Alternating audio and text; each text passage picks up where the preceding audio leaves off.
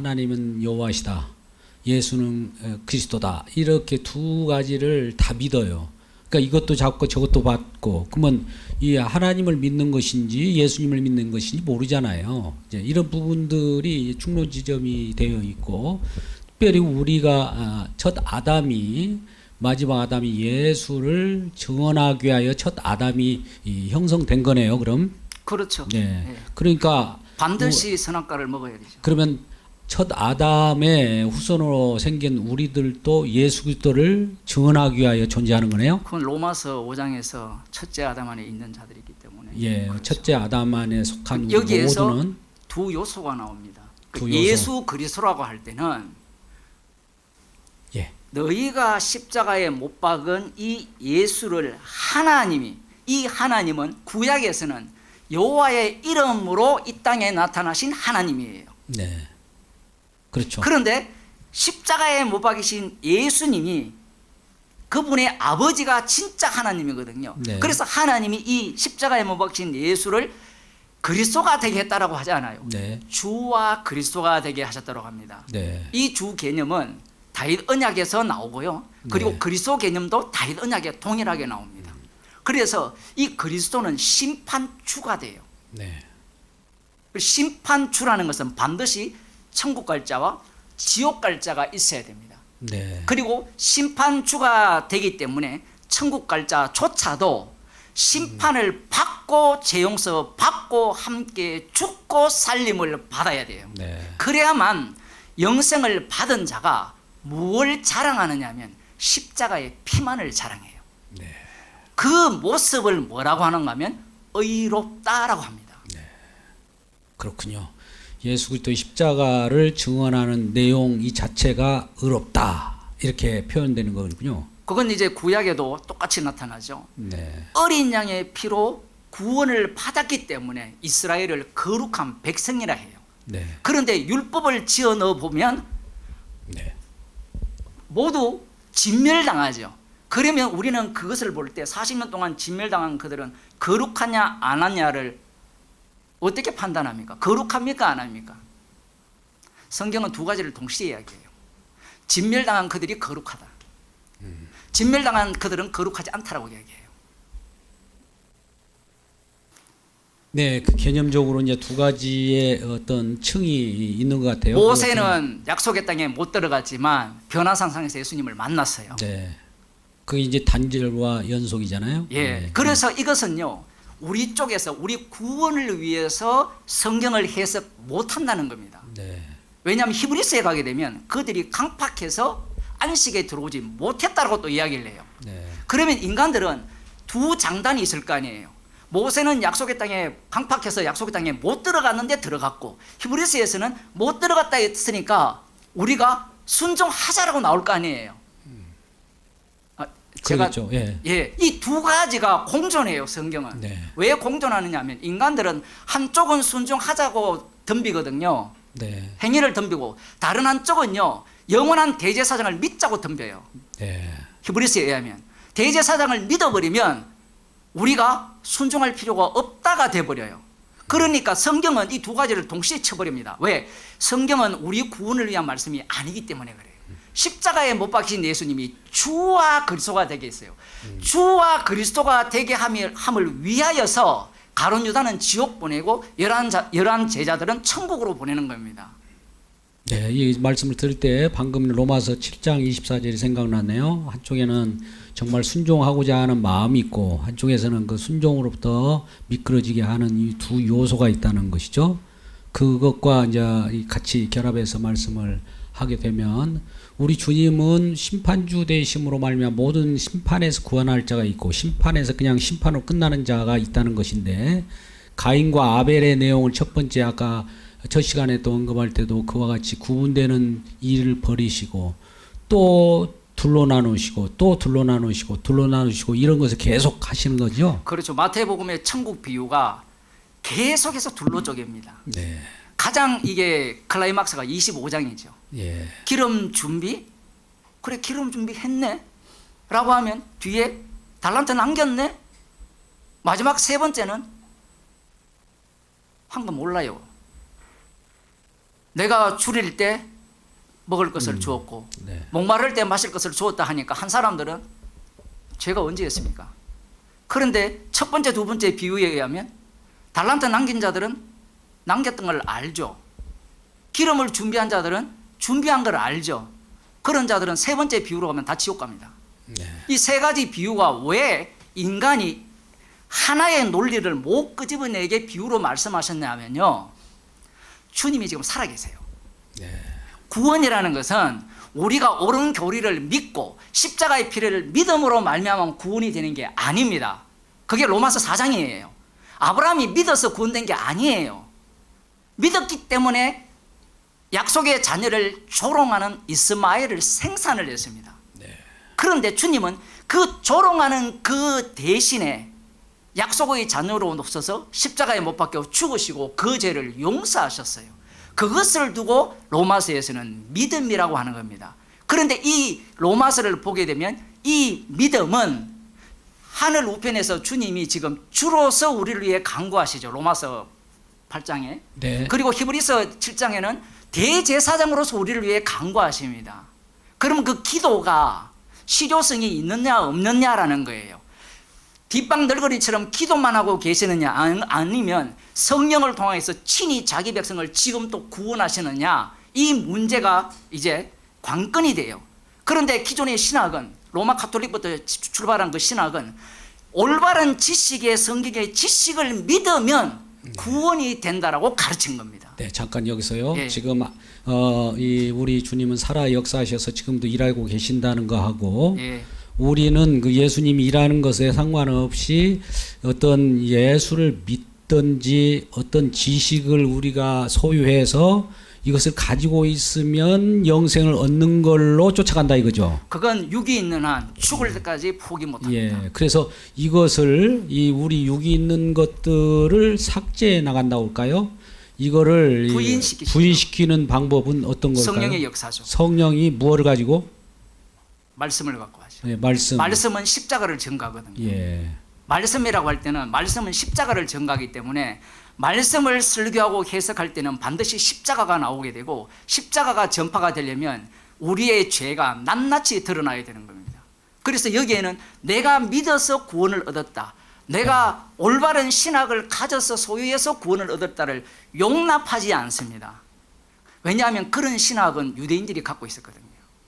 유대인의 신학을 우리는 본떠서 행위라고 오늘날 하죠. 예, 그 신학적인 요소를 내가 알고 있고 많은 것을 알고 있기 때문에 그럼에도 불구하고 다른 사람에 비해서 또 복음을 잘 안다든지 구원에 더 이롭다든지 이런 생각을 갖고 있다 이거죠. 이것이 오히려 예수님을 또 오히려 십자가에 못 박는 행위가 되어버린 거죠. 지식이. 그건 그럴 수밖에 없는 게, 유대인들은 그 바울의 세관점을 주장하는 그들의 네. 주장이 일부분 옳은 점이 뭐냐 하면, 어린 양의 피로 구원을 받은 걸 다 알아요. 네, 그렇죠. 그건 다 알아요. 그래서 그들은 제2 출애굽이라 해야 될까요? 그 네. 행위를 주장을 하는데, 그 유대인들은 역사를 보는 거거든요. 역사를 보면 과거에는 어린 양의 피로 구출을 받았는데 약속의 땅에 못 들어가는 이유가 불순종이었다라는 거예요. 그게 긴 역사 속에서 그들이 간파한 내용입니다. 그래서 그들은 어린 양의 피를 안 믿는 것이 아니라 어린 양의 피는 믿되, 그거는 기본적으로 유월절을 지키잖아요. 예수님 당시에도 유월절을 지키면서 중요한 것은 율법에 대한 순종이라는 겁니다. 여기에는 이들이 믿음과 행위를 같이 들어가 있는 거예요.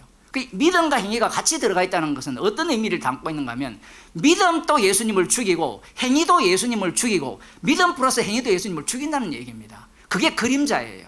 네. 그러니까 이제 소유권은 그러니까 우리 인간이 믿는다고 이 자체가 벌써 성립이 되지 않는 거고, 또 행위도 마찬가지고, 오직 행위는 선악을 아는 지식에서 나오기 때문이고, 네. 그리고 방금 믿는다는 것 자체도 나로부터 출발한 믿음이기 때문에 그래요. 네. 그래서 성도는 사도 바울처럼 나로부터 출발한 믿음은 아니요라는 의미로서 신앙을 고백해요. 그 자체가 믿는 거네요. 그렇죠. 예. 그러니까 십자가를 자랑한다는 것은, 나는, 사도 바울이 이렇게 이야기하면 좋잖아요. 나는 믿습니다 라고 하면 좋은데, 나는 십자가 부정적으로 외에 자랑할 것이 없습니다라고 함으로 말미암아 예수 그리스도를 믿음으로 말미암아 의롭게 된다는 말의 의미를 그쪽에서 설명을 해주는 겁니다. 네. 그런데 지식을 아는 자들은 예수 그리스도를 믿음으로 말미암아 구원을 얻는다고 하니까 예수님 믿으면 구원이 되네요? 라는 식으로 덤비는 겁니다. 이 자체가 보세요. 질문해 볼게요.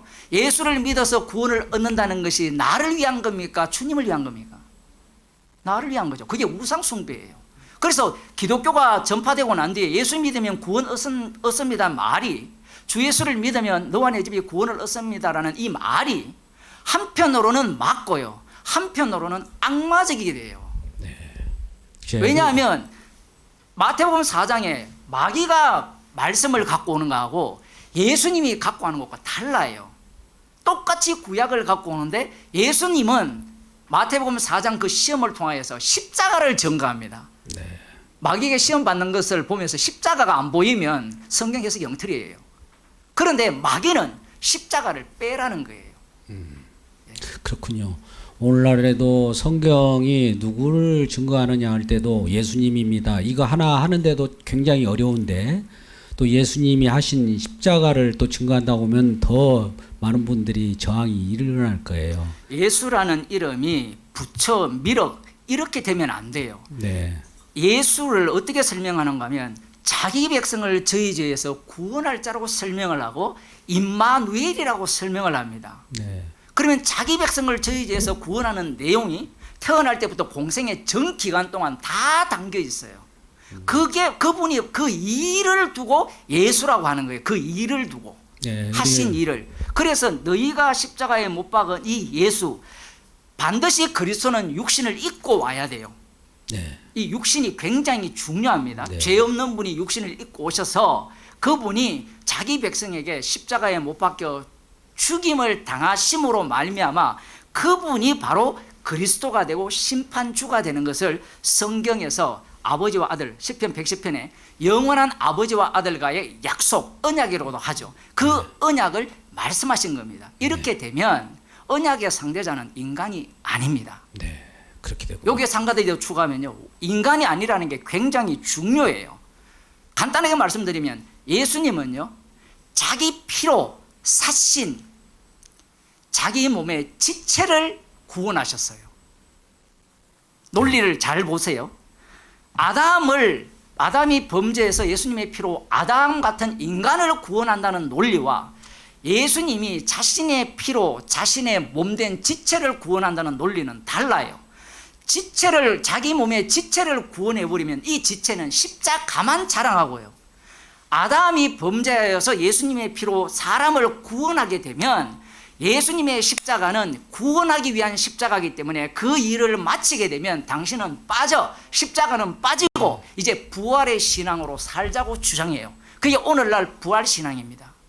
네, 거기는 지금 이제 많은 분들이 오늘날 개혁교회 속에서도 일부, 다 그런 것은 아니지만 일부인지 전부인지는 모르지만 아무튼 우리가 예수님이 십자가를 어떤 과정 속에 하나로 보고 전체를 보지 않고 하나로 보게 되면은 모두 예수님이 십자가도 잠깐 우리가 거쳐갈 어떤 디딤돌 역할만 하는 거고, 그 다음에 아까같이 부활로 넘어가자, 아니 하나님 나라로 넘어가자, 천국으로 넘어가자, 이렇게 내다보게 된다는 거죠. 이렇게 내다보는 이 자체가 아까 역사 속에 있는 우리의 욕망 속에서 추구하는 그런 천국이고 부활이기 때문에 가짜 허구적인 부활이고 신앙이라 이거죠. 그렇죠. 그 부활 신앙이 유대교 신앙이에요. 네, 유대교. 앞서 제가 그 마태복음 1장 1절을 빼버리고 난 도표를 보면 영원한 하나님의 통치가 되면 왕이 다스리는데 이 왕의 자리가 다윗이 아니고 예수님이 되어버리면 예수님이 주가 되셔서 다스리는 이 나라는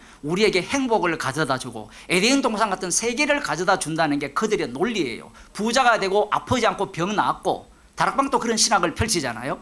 그런데 1장 1절이 중심이 되면 예수님께서 십자가에서 다 이루었기 때문에 이 하나님 나라는 어떤 모습이 되느냐 하면 요한계시록을 보면 눈물 없고 슬퍼했다 이것만 기억하는데, 그것도 있지만 죽임당한 어린 양을 영원히 찬양하는 것으로 하나님 나라가 끝이 나요. 굉장히 비극적입니다. 에덴 동산과 이스라엘이 꿈꾸는 하나님 나라를 생각하는 자들은 요한계시록을 보면 온갖 망상을 하죠. 새 하늘과 새 땅이 어떨 것이라. 그게 이사야 선지자가 다 예언한 거예요. 왜 요한계시록에서 사도 요한이 이사야가 예언한 용어를 다 갖고 오느냐 하면, 성령 받지 못한 자들은 궁극적으로 어디로 빠지느냐 하면 유대교로 빠져요. 그 유대교가 꿈꾸는 나라가 에덴 동산이고, 하나 여호와의 동산 같은 그 천국을 꿈꾸는 겁니다. 그 천국은 나를 위한 천국이고, 십자가 중심의 천국은 어린 양의 피만을 자랑하는 천국이에요. 네, 여기서 확연하게 드러나는 게, 우리가 이제 창조를 했는데 창조가 훼손이 되어서 창조 회복 혹은 에덴 동산으로 회복, 이런 얘기를 전개하는 것은 전부 유대교네요. 유대교죠. 그게 약속이거든요. 그럼 여호와 증인도 그건데, 여호와 증인이나 여호와 유대교는 똑같다는 증인이 어디에서 나왔습니까? 기성교회에서 나왔거든요. 그래서 제가 마태복음 1장과 누가복음 3장에 대해 도표를 그렸는데, 여러분들이 이것을 제대로 보시고요, 이런 부분만 제대로 해석하면요, 세대주의 안 나옵니다. 네. 왜냐하면 세대주의가 다 주장하는 게 유대교거든요. 예수님의 해석법을 도무지 이해를 못해요. 자, 아까 좀 이렇게 좀 이해를 돕기 위해서 이렇게 한번 생각해 보겠습니다. 이제 우리가 오늘 왜 행위 언약은 허구인가라고 할 때, 이 첫 아담이 지금 실패를 했다. 그래서 다시 복귀해야 된다. 회복해야 된다. 회복하는 것이 진정한 구원이다. 이렇게 생각하면서 접근하는 것이 이제 유대교 신학이 돼버린 거예요. 왜 그냥 아까 이제 하나님 형상이 훼손돼 버리고 탈락됐기 때문에 타락을 했지 않습니까? 타락했으니까 어느 정도 예수님께서는 십자가로 십자가의 순종과 또 능동 순종을 두 가지를 겸해야 되는데, 수동 순종은 십자가로 죄사함을 받은 데까지, 이전에 아담의 죄를 범하기 전으로 회복되는 것까지만 허용이 되고, 그 다음에 능동 순종을 해서 율법을 지킴으로 말미암아 영광이 이르는 것은 율법을 또 능동 순종해야 된다. 이 두 가지로 이렇게 나눠 갖고 지금 전개하고 있단 말이에요. 개혁교회에서. 그러니까 결과적으로 수동 순종이나 능동 순종을 구분해서 얘기하는 이유는 아담의 형상을 회복하려고 하는 그것도 욕심, 탐심이지 않습니까? 선악 체계 속에서. 거기에서 행위 언약을 주장하는 자들이나 아니면 거기에서 생명을 주장하는 자들의 문제가 뭐냐면, 이 생명을 이야기하게 되면 십자가로 피로 주어지는 생명과 이 생명이 달라요. 네, 그렇죠. 지옥 가는 자도 영생을 합니다. 네. 죽은 자를 다 살려 올려요. 천국 가는 자들도 다 영생을 합니다. 네. 여기에서 생명이라는 것은 이 첫째 아담을 만들어서 선악과를 먹게 하고, 그 가운데 이제 마지막 아담이 자기 피로 주시는 그 생명이에요. 네. 이 생명은 영생이 문제가 아니고 네. 피를 자랑하는 생명이에요. 네. 그래서 요한계시록에 보면 예수 그리스도의 피로 희게 씻음을 받은 자, 예수 그리스도로 옷 입은 자라고 이야기를 해요. 네. 이건 스가랴 3장입니까? 거기에 예. 나오죠. 3장. 예. 예, 옷을 입어버리면, 옷을 입은 자는 뭘 자랑해요? 옷을 자랑하겠습니까? 아니면 무엇을 자랑하겠습니까? 옷 입은 자기를 자랑할 수는 있지 않습니까? 흰 옷을 자랑하려면 네. 방법은 자기가 사도 바울처럼 죄인 중에 개수로 드러나야 돼요. 네, 맞습니다. 그런데 문제는 인간은 선악을 알기 때문에 여기까지도 따라온다는 거예요. 그래서 아까 제가 말씀드린 게, 죄인 중에 개수로 드러나게 하시는 분은 지금 또 살아계신 주님이라는 겁니다. 그 지식을 안다고 해서 죄인 중에 개수가 되는 게 아니라는 거예요. 그래서 주님이 우리와 세상 끝날까지 함께 하는 겁니다. 그런데 신학은 함께 하는 것을 배제를 하려고 해요. 계속해서. 그 방식이 뭐냐면, 선악을 아는 지식을 내가 정확하게 알겠다라는, 알면 더 이상 필요 없죠. 자, 그러면 이렇게 오늘 좀 처음 듣는 분들은 이게 무슨 말씀인가 좀 이해를 하는 듯 하면서도 좀 오리민 중일 경우가 있을 것 같아요. 그러면 이렇게 한번 구분해 볼게요. 십자가가 어떤 이제 출발점을 볼 때, 십자가 지기 전까지의 모든 내용들은 선악 개념으로서 십자가에서 다 박살이 되고 십자가로 시작되는 내용이 진정한 것이라고 이렇게 처음에 시작해도 되겠습니까? 지금 십자가로 출발한다는 자체는 이미 창세기 1장부터 말라기까지 그리고 사복음서까지를 담고 있는 거예요. 십자가로 출발한다는 네, 자체가 예, 그렇죠. 십자가 사건이 창세기부터 말라기 사복음서 남은 자들에 의해서 십자가 사건이 일어났잖아요. 네. 그러면 그 해석을 다 담고 있는 겁니다. 네, 그러니까, 그러니 과정 자체가 십자가를 이야기할 때는 첫째 창세기 1장 1절부터 요한복음 1장 1절이 해석을 하잖아요. 재해석을. 네, 예. 십자가로 재해석을 하기 시작하게 되면 요 십자가의 재해석과 그 당시의 유대인들의 해석법과 충돌이 일어나요. 네, 그렇군요. 예. 자, 제가 이제 이건 저도 이 설교북 책에 그걸 언급해 놨습니다만은 우리가 그리스도 중심 설교가 있고 그리스도 완성 설교라는 제가 표현을 했습니다. 지금 완성적 해석이라고 좀 표현할 수 있는데 거기를 좀 참고해 주시면 좋을 것 같습니다. 그러면 이제 십자가가 왜 이렇게 중요시하고 십자가 복음을 이렇게 중요시하느냐? 다른 뭐 하나님 중심도 있고 이런 신학이 있는데 하나님이 더 우수하지 십자가가 중요하냐 이렇게 이제 우리가 선악 지식을 가지고는 판단을 그렇게 한단 말이죠.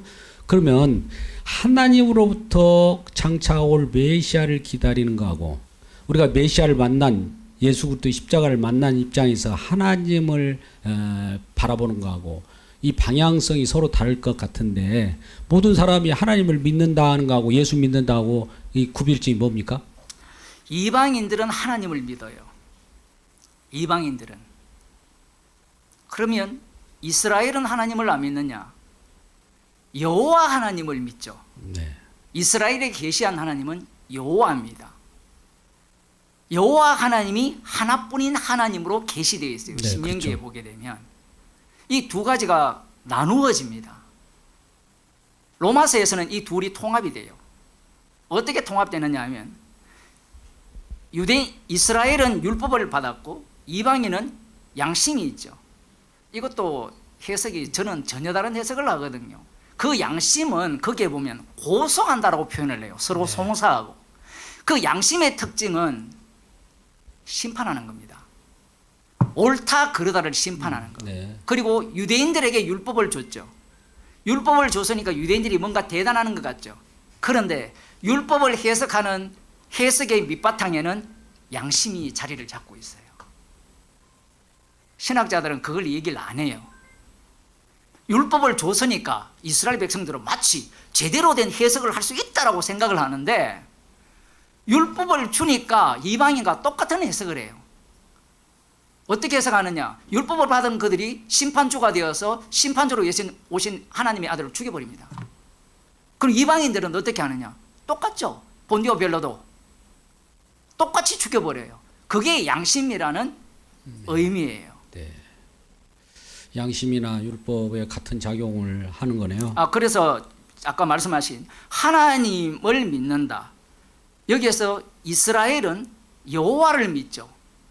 이것을 일단 분리를 해야 되는 이유가 뭐냐면 이스라엘에게 나타나는 하나님은 여호와 하나님이기 때문에 그렇습니다.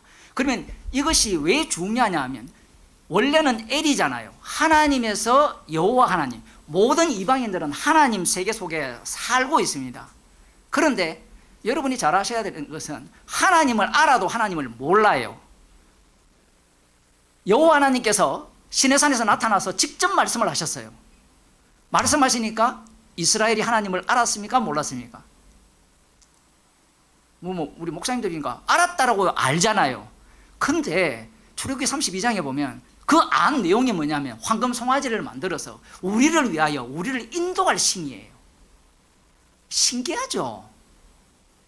그들은 하나님을 알아서 믿어서 하나님의 백성이 거룩한 백성이 된 게 아니에요.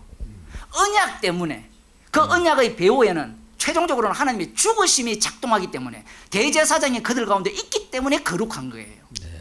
직접 보여줘도 네. 그들은 눈이 가렸기 때문에 신명기에 나오거든요. 27장에 보면 그들에게 깨닫는 마음과 보는 눈을 주지 않았대 해요. 네. 그건 이사야에서도 똑같이 이야기하거든요. 그 의도적인 거 아닙니까? 갇히게 의도적이죠. 한다는 거죠. 그러니까 보여주고 이거 똑같아요. 예수님이 육신으로 오셔서 직접 보여주고 말씀하고 가르치고 또 질문하는 걸 아무리 답변해도 이들은 첫째 아담 안에 있기 때문에 마귀가 그의 압이기 때문에 네. 모든 해석은 자기 중심으로 해석을 하죠. 잠깐만 여기서 중간에 아까 이제 선악과를 따먹는 것이 믿는 자들에게는 오히려 복이 되죠. 그것은 십자가가 중심이기 때문에 네.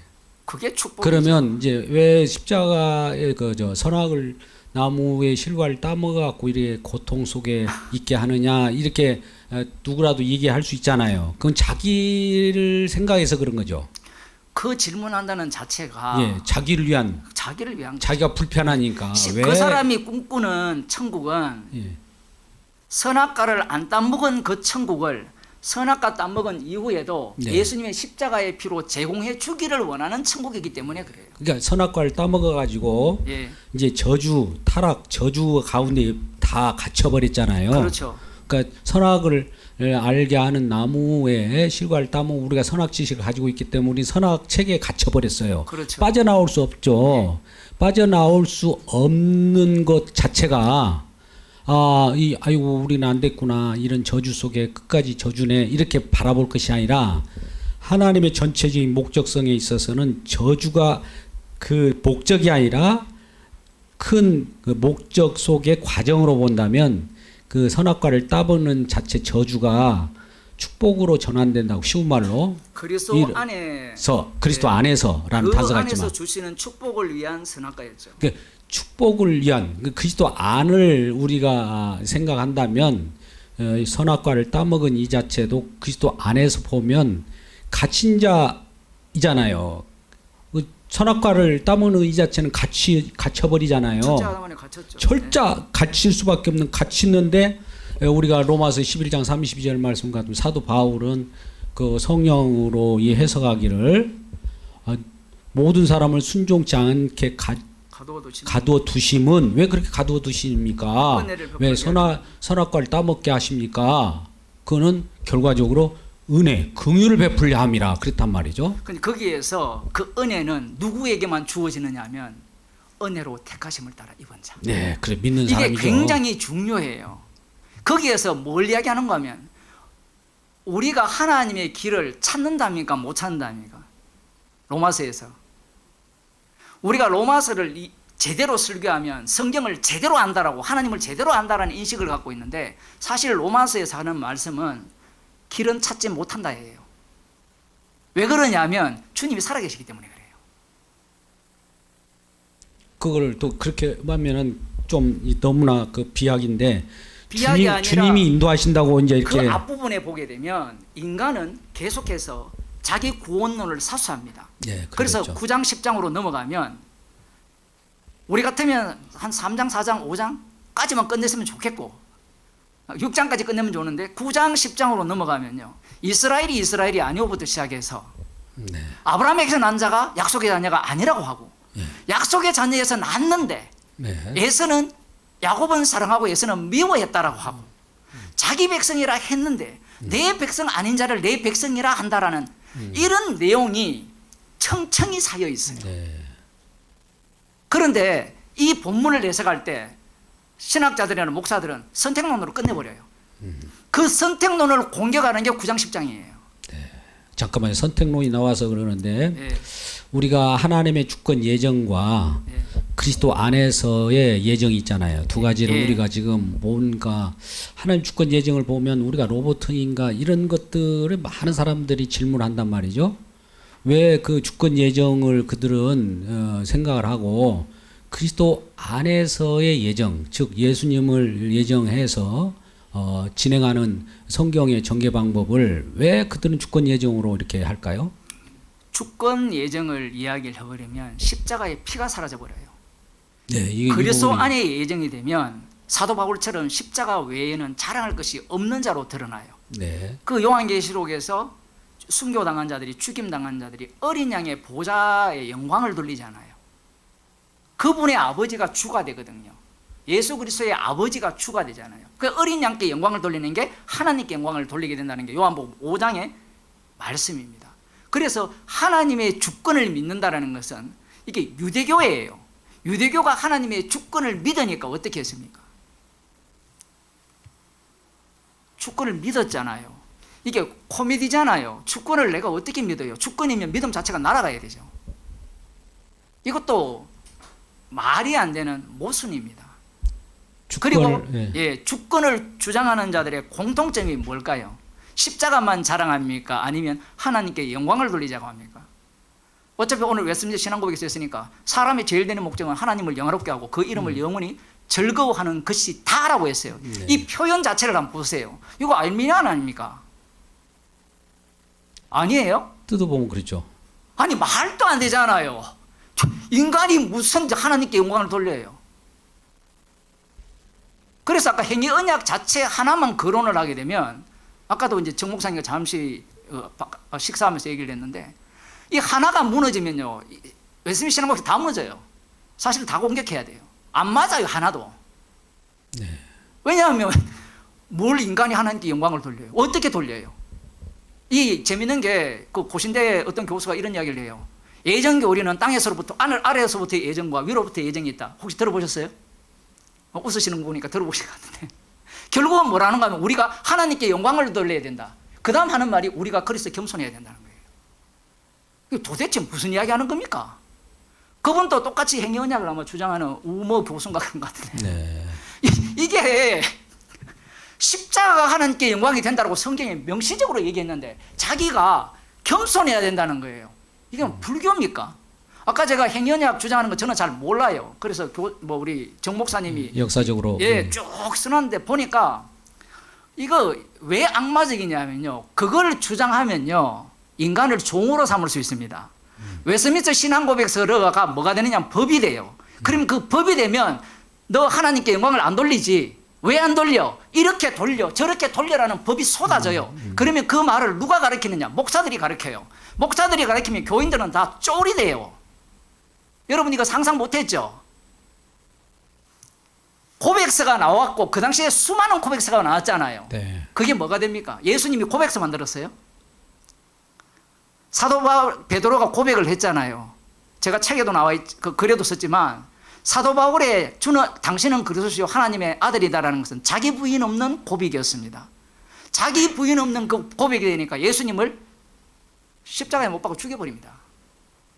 이제 그거 이제 우리가 사도행전 16장 16절을 기존 교회에서 그냥 그 너무나 많이 이 귀에 딱지가 붙을 정도로 우리에게 막 습득을 시켜갖고 학습이 돼가지고 이거 털어내는데도 힘들 수 있습니다. 그 말씀은 17, 18, 19, 20, 21, 22, 23장까지 베드로가 예수님이 그때부터 비로소 예루살렘에 올라가서 대제사장들과 장로들에게 잡혀서 고난받고 죽고 사흘 만에 그 살아나야 할 것을 말씀을 할 때 베드로가 멱살을 잡고 그 일이 죽게 미치지 못한다 할 때 너는 사단아 물러가라 너는 하나님 일을 생각지 않고 사람 일을 생각한다 이 내용을 그 말씀에 담아서 해석을 해야 되는데 제가 알기로는 그걸 안 담아요. 해석을 할 때. 왜 그러냐면 제대로 된 신앙 고백이 제대로 된 구원을 얻는다라는 그 구원 논리에 빠져있기 때문에 그래요. 그런데 그 내용을 담게 되면요 베드로가 성령 받은 이후에 신앙 고백하고 다녔습니까? 여러분 잘 보세요. 사도행전에 베드로가 신앙 고백하고 다녔어요? 여러분 신앙 고백하면 구원받습니다 했습니까? 십자가 외에는 자랑할 것이 없는 십자가만 자랑하는 복음이 쏟아져요. 네. 왜 십자가만 자랑하는지 아시겠어요? 십자가만 자랑한다는 자체가 이미 그 고백 속에 들어가 버렸어요. 어떤 고백? 자기가 성령을 받기 전에 자기를 위한 신앙 고백이 누구를 죽입니까? 네. 예수님을 죽여요. 이게 사도 바울에게도 똑같이 갑니다. 복음을 그렇게 긍정적인 요소죠. 복음을 그렇게 열심히 전했는데 자기가 죄인 중에 개수라는 것은 이 육이 사는 한 어떤 모습으로 계속해서 뒤바뀌느냐 하면 자기 의를 내세우는 자로 십자가의 피 공로보다는 그 피의 은혜로 살아가는 자기 행위를 우선시하는 죄인으로 드러나기 때문에 그래요. 성령이 없으면 불가능한 고백이거든요. 베드로가 그 모습을 보이는 겁니다. 이런 생각이 드네요. 우리는 이제 칭의 교리를 또 이렇게 얘기할 때 그걸 누가 잘못했다고 하지 않았는데 칭의가 어디서부터 왔느냐? 아까 방금 예수 그리스도의 십자가의 피로 왔다면 칭의 받은 나를 칭의 그 자체를 증언하려고 한단 말이죠. 칭의의 교리를 예수의 십자가보다도 그 원천보다도 이제 이렇게 끌고 오다 보면 계속 꼬리에 꼬리를 물게 되면 예수님의 십자가의 일하심의 작용보다도 내가 그것을 알아내서 지식이 돼서 소유되었으므로 나는 구원이네 이렇게 만족한단 말이죠. 이런 것이 이제 우리 개혁주의 신학에서도 조심해야 될 부분인데 지금도 아까 또 우리 주님이 일하고 계시다는 것을 간과하니까 나타나는 현상이죠. 그렇죠. 그리고 이제 거룩이라는 개념도 이미 우리는 그리스도 안에서 성령을 받았기 때문에 구약의 거룩 개념을 확인할 수 있어요. 그 거룩이 어떤 거룩이냐면 간단합니다. 언약궤가 그들 가운데 있고 성막이 그들 가운데 있을 때 언약궤가 그것을 명확하게 보여주는 게 언약궤 안에는 죄의 증거물들이 아예 고착화되어 버렸어요. 네. 그 위에 1년에 한 차례 어린 양의 피가 뿌려지고 그 바깥에는 계속해서 상번제가 드려지죠. 아침 저녁으로. 그러면 이스라엘은 어떤 자들이냐면 죄에서 못 벗어나는 자입니다. 네. 그러면 그들을 왜 거룩하다라고 하느냐라고 할 때는 피를 덮었었기 때문에 그래요. 네. 아까 얼핏 제가 잘못 들은지 모르지만 나중에 혹시 반론할 수 있으면 하시면 좋은데 예수 그리스도의 본래적인 하나님의 거룩이 우리한테 들어왔다 이렇게 표현했습니까? 네, 일단 예, 저는 거기에 동의를 의, 전가. 예, 저는 그걸 동의하지 않거든요. 거룩이라는 의미는 어린 양의 피를 예. 덮었었다라는 덮어 쓰는 거하고 전가. 그 피가 덮었었기 때문에 계속해서 자기를 죄인 중에 개수로 예. 고백하면서 어린 양의 피를 자랑하는 모습이 거룩이에요. 예. 근데 거룩이 내한테 들어와 버리면 내가 존재가 돼요.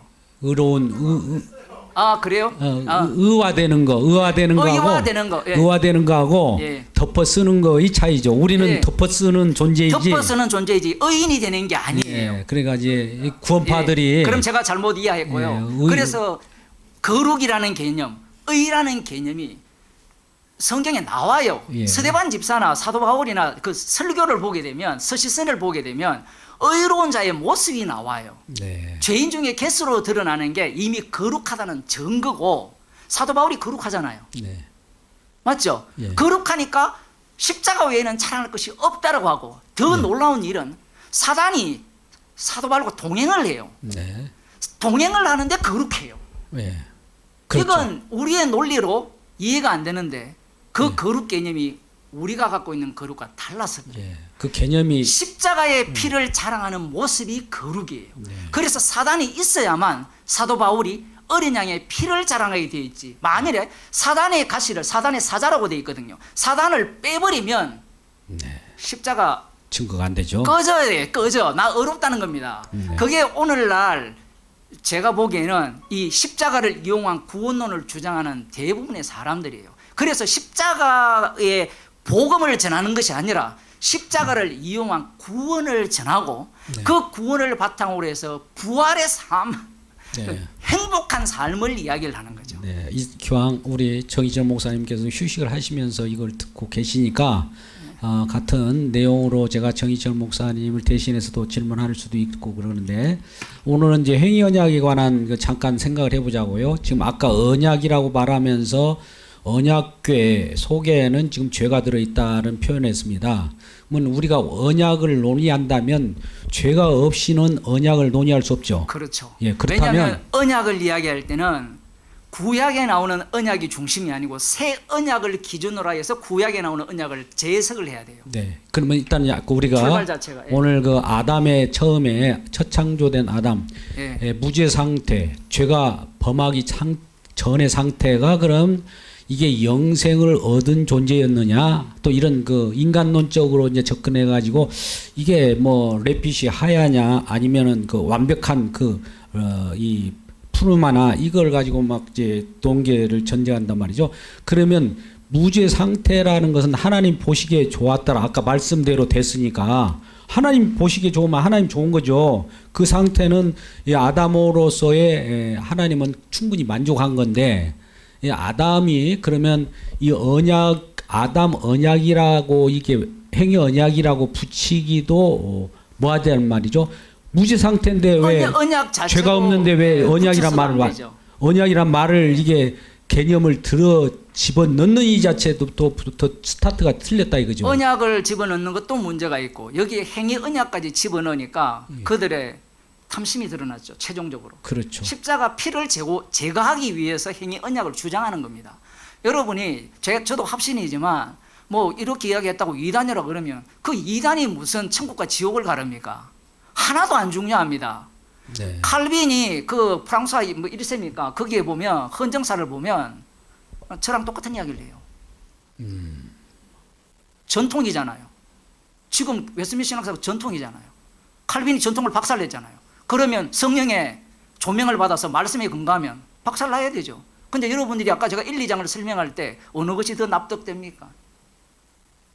1, 2장을 선악과를 개념으로 집어넣어서 아담이 이렇게 하고 저렇게 할 수 있는 개념이 거기에 해석될 여지가 없어요. 없다니까. 행위 언약을 주장하는 모든 사람들이 그게 문제예요. 왜냐하면 제가 설명했잖아요. 인간은 선악과를 먹기 때문에 2장에서 3장으로 넘어오는 이 부분을 해석을 해야 되고, 그리고 궁극적으로 하나님이 사람을 창조하실 때 보시기에 좋았으니까 이 사람을 위해서 하나님이 뭔가 조치하실 거라고 생각하는데, 이 행위 언약을 주장하는 사람들의 문제가 뭐냐면 인간 구원을 주장해요.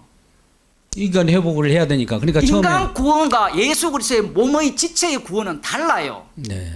그리고 천국은요, 나는 못 들어가요. 여러분은 천국에 못 가요. 네. 모두가 다 그리스도의 피로 새롭게 입은 자, 그걸 달리 표현하면 야곱이 이스라엘이 되죠. 우리는 네. 이름이 다 바뀌었잖아요. 예수 그리스도 이름으로. 네, 이름 바뀌어서 들어가기 때문에 그 천국에는 나가 없어요. 네. 나가 부정이 된다고. 부인. 그런데 행위 언약을 주장하는 사람들은 예수 믿으면 우리가 인간이 아담이 천국에 간다라고 주장을 해요. 천국은 그리스도의 몸의 지체들 뿐이에요. 그것을 이제 이 땅에서 교회에 이야기하죠. 교회의 성도들의 모습이 다 다양하잖아요. 그리스도의 몸의 지체라는 것은 어떤 의미입니까? 손가락이 되었든 발가락이 되었든 모두가 다 피를 증가하는 자들이죠. 그러니까 고린도 교회를 보면 죄밖에 안 나오죠. 죄밖에 안 나오니까 피를 자랑하는 거예요. 지금 우리들도 똑같아요. 지금 이렇게 옷을 입고 있으니까 거룩한 척 보이죠. 한 하루만 24시간만 살아보세요. 죄밖에 안 나옵니다. 왜냐하면 형제를 상하게 하는 게 다 죄이기 때문에 그래요. 왜 그런 식으로 주님이 일을 하느냐?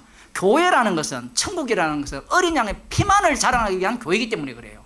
그런데 이 교리들을 만들기 시작하면 피를 자랑하는 것이 아니라 괜찮은 인간을 생산해냅니다.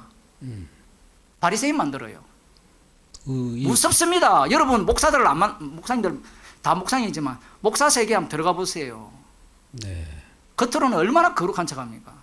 그런데 만나서 이야기하는 게 뭐냐면 복음 안 나와요. 내 머리가 이렇게 하얘졌는데 당신은 어떤 머리에 빠졌다. 복음 하나도 안 나와요. 네. 이게 악마예요, 악마. 네, 맞다고 하네요. 많이. 자, 일단 제가 네. 아까 논리 전개를 한번 이렇게 보자고요. 지금 이제 아담 이제 행위 언약이라는 것은 이 성립이 안 된다는 것이, 언약이라고 할 때는 언약 속에는 죄가 들어갈 때부터 언약이라는 용어가 사용되는데, 무죄 상태인 아담이 어떻게 행위 언약을 맺을 수 있을까? 또 그것을 조건으로 해서 지키면, 즉 그걸 순종하면 생명이 그때서야 얻어지고, 유보적으로 미리 지금 하나님은 그 아담을 창조했는데 불완전하게 창조해가지고 지키면 이제 완전한 생명을 주겠다라고 농기를 전개해 나가는 자들이 지금 오늘 발표했던 많은 그 신학자들이라든지 그런 알미니우스 주의자들의 얘기단 말이죠. 그 바리새인들의 해석법이에요. 바리새 해석법 율법을 갖고 온다는 것은 행위를 끄집어내겠다는 거예요. 네. 행위를 끄집어내는 순간 무엇이 제거되느냐 하면 어린 양의 피가 제거돼요. 예. 이 행위가 의롭게 되면 예수님은 율법을 의는 들고 사라진다. 왔다라는 자체가 예. 뭐 지킴으로 안 지킴으로, 율법 자체는 모든 사람을 저주 아래 가두게 하기 위함이에요. 그리고 죄로 짓게 하기 위함이고, 탐심을 더욱더 탐심을 불러일으키게 하고, 네. 그것이 이 율법이 아브라함의 언약 이후에 430년 이후에 주신 거잖아요. 이 말씀을 안 믿잖아요. 근데 성경은 독특해요. 로마서에 보면 이 율법 개념을 소급에 올라가요. 다시. 율법이 확장이 돼요. 이것은 또 어려운 문제니까 어쨌든 호세에 나오는 아담처럼 언약을 어기고라고 할 때는 이스라엘의 범죄를 이야기할 때 거기까지 소급해서 설명하는 것이지, 그 한 단어를 갖고 아담에게 언약을 주셨는데, 행위 언약을 주셨는데 어겼다, 이렇게 해석을 하는 것은 그 본문이 본래 하고자 하는 취지와 그 다른 겁니다. 본문이 이제 호세아 6장 7절에 아담과 같이 너희들이 이 죄를 범하였다 하니까 아담 언약으로 바로 또 여기 생각을 한단 말이죠.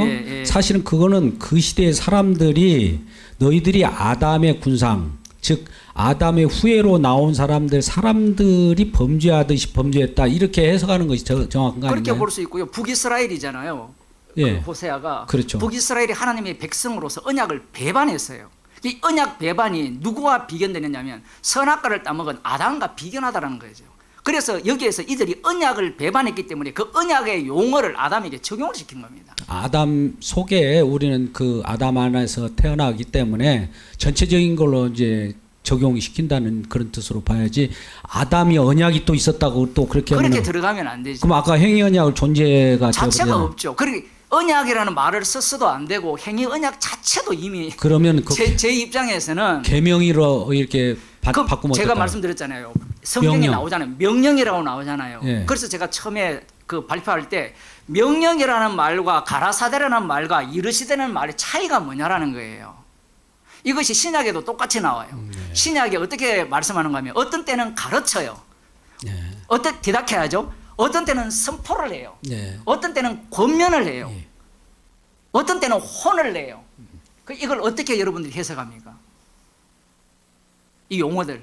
여기에 해석이 안 돼요. 제가 보기에는. 근데 이 모든 말씀은 십자가를 증거하거든요. 아니 목사님 무조건 그렇게 하냐? 무조건 그렇게 할 수밖에 없어요. 왜냐하면 그 본문 하나를 해석하게 되면 십자가의 피가 나옵니다. 그 말씀 앞에 모든 인간들이 죄인으로 드러나요. 한번 해볼까요? 서로 용납하라 얘기했잖아요. 서로 용납하라. 그 말 왜 합니까? 용납이 되면 하겠어요. 그 말을 사도 바울이. 말씀을요 깊이 있게 봐야 돼요. 예, 그러니까 이제 하나님의 말씀은 이제 용납하라. 그런 말은 너희들이 용납하지 못하는 존재다 이렇게 하고 거기로 탐내지 끝나는 게 말라. 아니라 탐내는 존재네. 거기로 이렇게. 끝나는 게 아니라 예. 십자가의 은혜를 예. 끄집어내기 위한 복음이 돼요. 그게. 자, 이렇게 이 부분을 한번 생각해 보죠. 아까 이제 아담 지금 행위 언약을 잠깐 언급합시다. 행위 언약이 있기 전에 이 아담은 무죄 상태로서 영생이 생명을 가지고 있다고 봅시다. 생명을 가지고 있는 이 자체를 우리 하나님께서는 부여해 주셨어요. 그렇고 나서 명령을 했어요. 그러니까 쉽게 말하면 복을 주어놓고 명령을 했단 말이죠. 그 명령이라는 말 자체가 우리 예. 선악과를 먹은 입장에서는 지시잖아요. 예. 그 명령이라는 것은 자기가 할 수 있고 안 할 수 있다는 차원에서의 언어잖아요. 네. 그래서 아까 제가 설명을 했잖아요. 범죄하기 전에 언어는 하나님의 말씀 속에 말씀이 되기 때문에 여기에는 선악 구조가 없어요. 나의 판단이 안 들어가요. 그래서 명령이라는 용어가 들어와도 그걸 명령으로 안 받아요. 말씀대로 되어지기 때문에. 네. 빛이 있으라는 것이 명령입니까? 말씀입니까? 부탁입니까? 예? 한번 답변해 보세요. 그거랑 똑같은 거예요. 자, 그런데 우리가 선악과를 먹었기 때문에 단어, 언어에 빠져버리는 겁니다. 그 단어의 문제 속에 빠져 들어가는 순간 결국은 선악과 먹은 쪽에서 그 단어를 해석하게 돼 있어요. 자, 아까 이제 생명이라고 할 때 살아 있으라, 명령, 생명. 살아 있으라는 명령이 생명이잖아요. 예. 생명 속에는 명령이 들어 있어서 주님의 말씀이 생명이라는 말씀하셨다면 살아 있으라니까 살아 있는 그 자체가 생명이네요. 그렇게 볼 수 있죠. 그 명령이 그 자체니까 명령 말씀 살아 자체니까. 역사시니까 말씀 자체니까. 근데 이것을 이제 인간의 이제 선악을 알게 한 나무 실과를 따먹은 후에는 하나님 말씀으로 적용하지 않고 내 말로 바꿨단 말이에요. 나를 위한 이제 그렇죠. 나를 위한 것으로 다 성경도 이제 그때부터는 아 나를 위한 말씀이네. 나 구원 말씀, 나 천국 갈 말씀, 나 복 받은 말씀 이런 식으로 해석을 해 나가니까 그들이 추구하는 하나님이 결과적으로 자기를 위한 하나님을 쫓아가게 돼 가지고 예수님은 십자가에 못 박는 그 결과가 됐다 이거죠. 그렇죠. 우리가 아까 많은 예를 들었잖아요. 그 해석의 공통점이 뭐예요? 이해시키려고 발악을 해요. 표현이 좀 제가 거치지만 사람들에게 자꾸 이해시키려고 납득시키려고 해요. 네. 아니 천지 창조할 때 물어봤습니까? 하나님 우리한테. 그래서 제가 바로 질문한 게 십자가의 피로 구원한다는 게 어떻게 이해가 되고 납득이 돼요? 알고 싶은데 어떻게 일방적이잖아요. 그 알고 싶은 것을 질문하지 말라는 것이 아니라 이미 그런 질문은 유대인들이 다 했습니다. 해봤어요? 예. 아까 그 해석법이 유대인들의 해석법이라 했잖아요. 아담이 그 천지 창조했는데 안 지켜가지고, 왜냐하면 이사야서를 보게 되면요, 하나님께서 뭘 약속하는가 하면 에덴 동산 같은 곳을 약속을 해요. 다윗 왕이 오시면 이 예루살렘을 중심으로 한 전 세계가 여호와의 동산같이 회복되실 것을 약속을 해요. 그러면 그들이 그 말씀을 문자대로 믿을 거 아니에요. 문자대로 믿기 때문에 예수님을 죽여버립니다. 왜냐하면 예수님이 가져오신 천국은 십자가의 피로 죄를 용서하시는 천국, 너희들 눈에 보이지 않는 천국으로 와버렸어요. 상대는 에덴 동산 같은 천국을 기다리고 있었다는 말이에요. 그러면 하나님이 이사야 선지자에게 에덴 동산 같은 천국을 말씀하시지 말지, 안 그러면 처음부터 십자가의 피로 세우는 그 천국을 약속하시면 얼마나 좋을까, 우리는 그렇게 또 생각을 하잖아요. 안 그런가요? 그런데 그렇게 얘기를 해도 안 믿잖아요. 오늘날 안 믿잖아요. 그렇게 이야기를 해도. 그렇게 이야기를 해도 계속해서 인간들은 에덴 동산 같은 천국, 여호와의 동산 같은 천국을 소망을 해요. 그래서 하나님께서 그것도 하나의 말씀이죠. 사실 말씀은 하나님의 법이 되거든요. 그 말씀을 주는 순간 인간은 그걸 꽉 물어요. 꽉 물어서, 그래, 이게 바로 내가 원한 메시아 왕국이야가 되는 거예요. 그래서 저거들끼리 천국을 만들어 보려고 한 겁니다. 그래서 기독교 2000년 역사에 기독교 공동체를 만든 게 한둘이가 아니잖아요. 그중에 공산주의도 들어가고, 저기 강원도에 가면 어떤 공동체가 있고, 그들이 꿈꾸는 게 그런 천국이에요. 네, 그렇습니다. 네. 우리 기왕 이 진행하는 과정 속에 시간이 가므로 이제 사회자 질문이 있거든요. 한번 공통적으로 한번 생각해 보시고, 아까 같은 질문도 했지만, 우리 90쪽 페이지를 보면 나름대로 제가 어젯밤에 이 원고를 이렇게 분석하면서 질문지를 한번 만들어봤습니다. 이 시간은 실시간으로 방송되기 때문에 많은 신학자들도 유튜브에 지금 들어와서 지금 보고 있을 겁니다. 공통 질문입니다. 공통 질문이라는 건 정석훈 목사님하고 정인철 목사님께 드리는 질문이에요. 두 분에게 사회자 입장에서. 사회자 입장이라는 것은 우리 청중들을 대변해서 이 질문하는 것이니까 답변할 수 있을 만큼 답변하시고, 그 예상되는 예상 답을 제가 다뤘는데 이거 무시하십시오. 무죄 상태가 누구냐면 아담이 범죄하기 직전 상태죠. 에서 언약을 말할 수 있는가? 무죄 상태에서 그러면 행위 언약을 아까 주어졌다고 하는데 그 행위 언약을 왜 그와 같이 이 얘기를 할 수가 하는가? 언약은 저와 함께 언급하는 것이 아닌가? 이 답변 아까 드렸는데 잠깐 요약해 갖고 좀 답변해 주십시오. 새 언약을 기준으로 출발하게 되면, 언약은 구약도 언약도 마찬가지죠. 네. 여호와가 심판주 되심을 증가하기 위해서 언약을 세우시고, 예. 그 언약의 최종 단계가 약속의 성취가 되거든요. 네.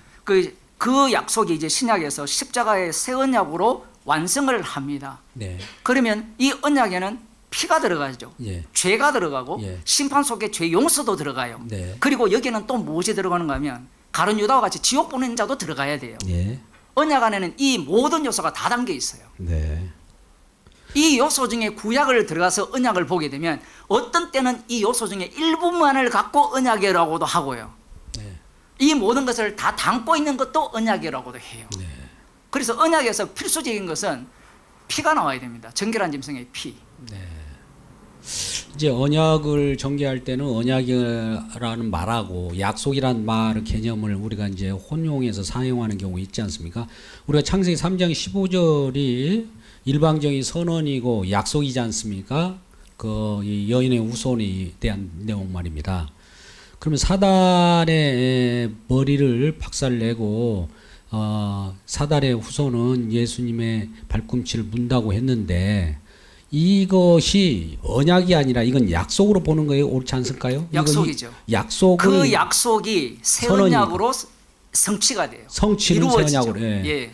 그러니까 십자가로 약속을 승리를 하잖아요. 그러니까 약속이라는 성경은 약속의 말씀이니까 약속을 먼저 주고 약속이 어떻게 일어날 것인가를 어떤 자는 예언을 통해 가지고 약속 성취를 내다보게 하고 그 약속에서 나오는 예언이어야 실질적으로 예언이 되는 것이고 약속을 또 예고하는 것만이 선지자들이 얘기하지 약속에 없는 것을 얘기하지 않지 않습니까? 그렇죠. 그러면 약속이 없는 얘기를 자꾸 얘기하는 것은 우리는 배제한다고 보고 그럼 약속을 이루어가는 실행 방안이나 예. 실행 요소를 언약이라고 한다. 이렇게 그렇죠. 하면 그게 시편 110편에 나오는데 약속이 뭐냐면 주께서 내 주에게 이르시되 네.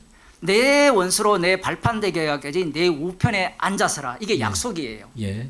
약속인데 이 약속이 어떻게 이 땅에 이루어지느냐 하면 멜기세덱의 반차를 따라와서 영원한 대제사장이 하는 방식으로 그게 새 언약이거든요. 네. 히브리서에 나오는 새 언약을 말씀하시는데 예, 십자가로 다 이루시는 그 언약을 통해서 이 약속이 성취가 되고 예. 그 성취된 그 약속이 이 땅에서 네. 십자가 사건으로 반복이 된다는 겁니다. 네, 이제 언약을 이렇게 개념을 들여온다면 방금 약속이 3장 15절 창세기 3장 15절에 들어왔고 그 후에 언약이라는 언급이 창세기 6장 18절에 노아에게 언약하는 내용이 처음에 나오거든요. 네. 성경은 네. 언약에 대한 개념이 노아 언약 6장 18절에 창세기 6장 18절에 처음 등장합니다. 그전에는 언약이란 말을 할 수가 없어요. 어떤 분들은 또 언약을 뭐 창세기 1장 28절을 언약으로 얘기해 3대 언약을 얘기해 가지고 전개하는 방법도 이 언약을 팽창시키는 사람들이 또 있는데 일단은요. 6장 창세기 6장 노아 언약부터 언약이 나오면 이제 창세기 3장 15절의 약속이 실행하는 방법을 노아 언약부터 시작해서 또 아브라함 언약, 모세 언약, 다윗 언약, 그 다음에 새 언약 이런 식으로 전개되지 않습니까? 그 속에는 내부적으로는 많은 또 언약 개념들이 들어가 있지만 크게 윤곽을 진행하는 방법을 보면 그러면 이 노아 언약을 이렇게 주어지고 나서 노아 언약 하나 가지고 계속 갈 수 있는 또 아브라함 언약을 준단 말이죠. 아브라함 언약 하나 가지고 계속 가면 좋은데 또 다윗 언약으로 이렇게 간단 말이에요.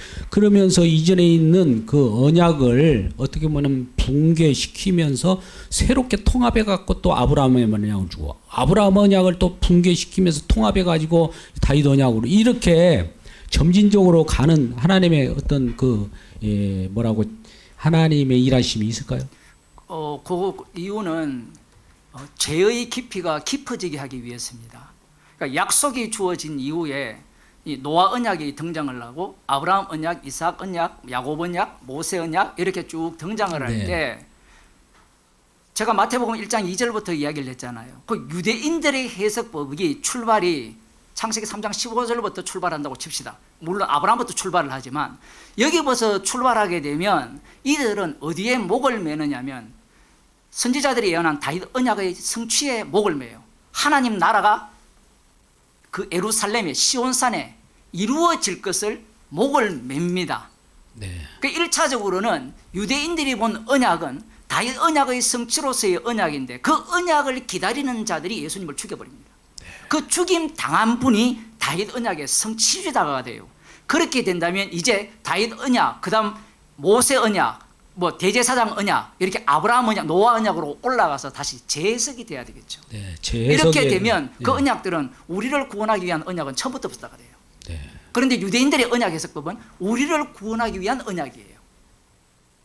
유대인은 우리를 위한 언약이라면 이제 새 언약은 주님을 위한 언약이 되겠네요. 십자가이신 예수님의 심판주 되심을 위한 언약이에요. 그거는 구약도 마찬가지였어요. 그런데 보여줘도 인간들은요 희한해요. 분명히 바로를 강팍하게 하여서 나의 능력을 온 천하에 드러내기 위해서 강팍하게 하고 긍휼히 여길 자를 긍휼히 여겼다라고 출애굽기 34장에서 그리고 출애굽기 앞부분에서 말씀을 하셔도 인간들은 관심이 없어요. 우리들도 똑같죠. 세상을 십자가 지신 주님을 위해 전해졌다, 만들어졌다. 그렇게 아무리 이야기해도요. 그것들은 육에 속했잖아요. 육에 속한 자들의 관심은 나의 구원밖에 없어요. 자, 아까 그러니까 이제 선악을 알게 나무 실과를 따먹음으로 말미암아 우리는 선악 체계 속에서 추구하는 모든 신은 결과적으로 나를 위한 신을 추구할 텐데 이렇게 하다 보니까 메시아도 나를 위한 하나님 메시아니까 이게 지금 유대교잖아요. 그게 지금도 희한한 게 분명히 메시아를 준다고 했잖아요. 너희를 위해 메시아를 보낸다고 했잖아요. 그러면 문자적으로 보면 우리를 위한 메시아잖아요. 맞는 것 같아요. 맞는데 문제는 출애굽할 때 하나님의 아들로 만들었어요. 네, 아들로 장자. 예, 맏아들로 만들었거든요. 그럼 맏아들은 무엇을 보여줘야 되는 맏아들이냐면 최종적으로 예수님이 맏아들이 되잖아요. 네. 그러면 십자가에 못 박히신 예수님의 주되심을 위한 예. 맏아들로서의 아들로서의 이스라엘이에요. 아, 오케이. 잠깐만요. 그러면 그 이스라엘은 예. 우리는 아들을 죽인 아들입니다. 예. 그 아들이 장자로서 많은 사람들은 야, 출애굽에서 나온 장자니까 깨끗하게 나올 거야. 한데 이 자들이 역할이 결과적으로 진정한 장자를 증언하는 모형적인 역할을 한다고 볼 수가 있겠네요. 그렇죠. 예. 그렇게 이해하면 쉬울 것 같아요. 아담을 하나님 형상으로 그러니까 지으신 것과 거의 똑같은 구도입니다. 출애굽 시켜가지고 이 장자 만들어 놨더니 이 자들이 자기를 위한 신앙을 가지고 계속 죽이는 거니까 예수님을 죽이는 역할을 하면서 예수님을 증언하는 거네요. 그 하나님이 이렇게 말씀하셨죠. 나는 이스라엘의 하나님이라고 했거든요. 그렇죠. 분명히 이스라엘의 하나님이 했으니까 우리가 들어도 이스라엘의 하나님이잖아요. 그런데 하나님은 이스라엘의 하나님으로 해놓고 로마서에 가면 이스라엘이 다 이스라엘이 아니에요. 예. 그렇게 왜 내 백성 아닌 자에서 내 백성. 그 이스라엘이 내 백성이었는데. 하나님이 그렇게 전개하는 방법이 나는 이것이야. 그래놓고 나중에 아니야 이것이야. 붕괴하고 또 새롭게 또 거기서 또 나오고 아니야 이것 또 아니야 이렇게 이런 식으로 그 전개하는 것 같아요. 아까 제가 저 언약을 깨면서 새롭게 붕괴하면서 통합하듯이 그래갖고 새 언약을 궁극적으로 증언해 나가라. 왜 그러냐면 아까 제가 창세기를 말씀드릴 때 3장 15절을 말씀을 딱 주시면요. 약속이죠. 그러면 이 약속을 반드시 선악과를 먹은 자들은 선악을 알기 때문에 네. 선이 뭐예요? 하나님의 약속이잖아요. 그 약속을 받고 자기가 해석을 해요. 이 방식은 아까도 말씀드렸잖아요. 아브라함도 너로 창대케 하고 너를 복의 근원이 되게 하겠다라고 할 때 아브라함이 자기 해석을 해요. 그걸 아브라함을 죽이고 아브라함으로 만들어서 그 약속을 이루어진다라고는 상상도 못해요. 야곱도 마찬가지였죠. 야곱을 죽이고 이스라엘로 만들잖아요. 그런데 야곱을 죽일 때 야곱만 죽습니까? 하나님도 죽잖아요. 그러니 이후에도 똑같아요. 모세 언약을 주든 뭐 대제사장 언약을 주든 자기들이 해석을 해요. 인간은 해석 안 할 수가 없습니다. 해석을 하기 때문에 그 해석법 자체가 네. 하나님의 본뜻과 대치가 돼요. 네, 예. 가장 큰 이 문제가 뭐냐면 에스라 느헤미야죠. 예. 에스라 느헤미야가 개혁을 한 것이 잘했습니까? 잘못했습니까? 신명기 정신으로 돌아갔잖아요. 이방 여자들을 다 돌려보내고 개혁을 했잖아요. 그걸 잘한 겁니까? 못한 겁니까? 목사님들 다 전문가시잖아요. 우리가 에레미야와 개혁주의잖아요. 에레미야와 느헤미야의 정신을 본받자고 하잖아요. 에스라가 또 큰 역할을 하잖아요. 하죠. 느헤미야도 마찬가지고. 네. 근데 그 정신을 이어받은 자들이 바리새인과 바리새인들이죠. 서기관입니다. 남은 자. 남은 자들입니다. 그 남은 자들이 결과적으로 우리들은 좋은 남은 자네 남은 자를 쫓아가자 그러는데 남은 자들이 궁극적으로 예수님을 죽이는 역할을 이제 담당하는 거죠. 느헤미야와 에스라의 문제가 아니에요. 죄를 제대로 드러내기 위해서 그들은 그들의 기능을 한 겁니다. 그 사건이에요. 그 사건을 이루어졌을 때는 하나님 보시기에 옳았습니다. 네. 그런데 그것이 역사가 되고 교훈이 되죠. 그때부터 이제 뭐가 발생합니까? 다니엘이 예언한 짐승의 시대가 네. 이게 중간기라고 하잖아요. 그 중간기 때 이제 만들어지는 자들이 에스라 느헤미야의 정신을 본받은 바리새인과 서기관입니다. 네, 사두개인들이 언제부터 나타났는지는 정확하지는 몰라요. 어쨌든 뭐 160년 뭐 어쩌고 이렇게 이야기 안 하는데 그런 것은 성경에서는 하나도 안 중요합니다. 그래서 아예 다 빼버리죠. 자, 에스라 느헤미야 다음에 네. 예수님 당시에 바리새파, 사두개파, 뭐 열심당 이런 자들이 등장을 하죠. 이런 자들이 누구의 정신을 이어받느냐면 에스라 느헤미야 정신을 이어받은 거예요. 에스라 느헤미야는 대단하다고 하는데 그 정신이 결과적으로 예수님을 아까 같이 이제 핍박하고 못 박는 역할을 하는 남은 자가 사도 되어버렸으니 바울이 율법의 의로는 흠이 없다 했거든요. 흠이 없는 그 정신이네요. 그 모습이 뭐냐면 에스라 느헤미야 정신을 완벽하게 오케이. 이어받은 거예요. 아, 여러분들이 성경을 해석할 때 사도 바울의 빌립보서 3장 5절인가 이 본문을 놓쳐버리면요, 사복음서에 나오는 바리새인들의 문제를 하나도 이해 못합니다. 근데 외식이 뭐냐 하면 사도 바울이 주님을 만나기 전에는 자기가 외식하는 줄 몰랐어요. 주님이 찾아와 버리니까 바리새인 중에 바리새인이요, 베냐민 지파요, 율법에 이르는 흠이 없는 자체가 외식이었어요. 네, 그렇군요. 그러니까 예수님 당시 예수님하고 바리새인과 서기관들이 그렇게 언쟁이 심하고 서로 충돌하는 장면이 지금 말씀을 잘 해주셨는데, 자, 언약을 한번 좀 쫓아가자고요. 언약 속에는 지금 죄가 들어가 있고 거기에 따라서 핏부림 있는 언약궤를 상상하면 우리가 한번 생각해 보자고요. 언약궤 속에 죄된 요소들이 들어있고 그 시운자라고 하는 언약 속죄소에 피를 뿌리잖아요. 이 두 가지가 합쳐서 언약궤인데 그 죄와 용서함이 같이 가는 거죠. 이스라엘 백성을 이스라엘 날마다 죄만 짓는데 따라가면서 원망하고 심판도 있고 대신 심판받는 정결한 협생도 있고 하면서 예. 거기에 용서하심이 있는 거. 아니, 날마다 심판해 버리면 그 즉석에서 즉사해 버리고 없어져야 되는데 계속 살아서 따라다니는 거 보면 그 피를 증거하기 위한 율법이죠. 이게 언약궤 중심으로 이스라엘의 진영이 확장이 되잖아요. 그러면 언약궤 중심으로 이 희생 제물이 피가 흘려지면 이 피가 흘려지는 것이 여기에 언약궤 옆에 율법서가 존재합니다. 이 율법서가 확산이 되죠. 확산이 되면 이 율법 앞에 모든 인간들이 죄인으로 드러나요. 네. 그러면 이 언약궤가 성전이 이스라엘 온 땅에 확산이 돼요. 확산되면서 모든 그럼 이스라엘 진영 전체가 예, 성전이 돼요. 예, 확산되면 그걸 이제 19장에서 예. 거룩한 나라라고 하죠. 예, 제사장 나라라고 하고. 예, 확산되면서 부정한 요소들 그 뭡니까 우리 사무엘 상에서도 그 얘기 나오잖아요. 언약궤 가는 곳마다 우상이 깨지잖아요. 깨져버리고 네. 그 역할이 이제 결과적으로 언약의 성취가 네. 언약궤를 우리가 그림으로 생각한다면 언약의 성취가 십자가니까 십자가 앞에서 사단이 깨지고 우상이 깨지는 것과 연동시키면 어떨까요?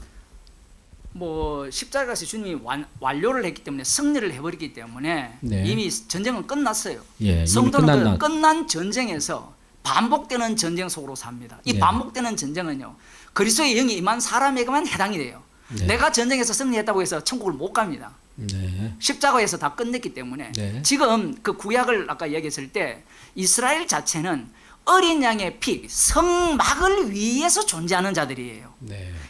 그들은 이렇게 생각하죠. 성막이 우리를 위해 존재한다고 생각하는 거예요. 논리가. 이걸 깨는 게 뭐냐면 언약궤가 그들 가운데 있었음에도 불구하고 광야 40년 동안 그들을 진멸해버린 겁니다. 네. 이런 것들을 우리가 잘 봐야 돼요. 광야 때내 네. 그 배장지 만드는 것이 이제 그들이 진멸당한 상태가 언약궤가 있다면 있어서 속죄제 드리면 되잖아요. 이 민수기 12장에 보면 네. 미리암과 아론이 모세를 대적했잖아요. 그러면 죄를 범했으면 속죄제 드리면 되잖아요. 그런데 거기는 제사 안 지냅니다. 모세가 기도를 하죠. 그러니까 이게 어떤 의미를 담고 있냐면 제사 제도를 주면 인간은 그 제도를 뭘로 받아들이는가 하면 기기적으로 받아들여요. 그래서 그러한 요소를 원천적으로 막기 위해서 레위기 10장부터 이미 제사법대로 실행 못하게 만들어버려요. 제사도 민수기 마음대로 12장도 못 마찬가지고요. 드리네. 그리고 이제 거기에서 이 이스라엘 자체는 이스라엘을 위한 언약궤가 아니에요. 그것은 사무엘 상에 보면 나오잖아요. 언약궤를 갖고 전쟁하면 승리할 거라 생각하는데 그 언약궤가 도리어 누구를 쳐버립니까? 이스라엘을 쳐버리잖아요.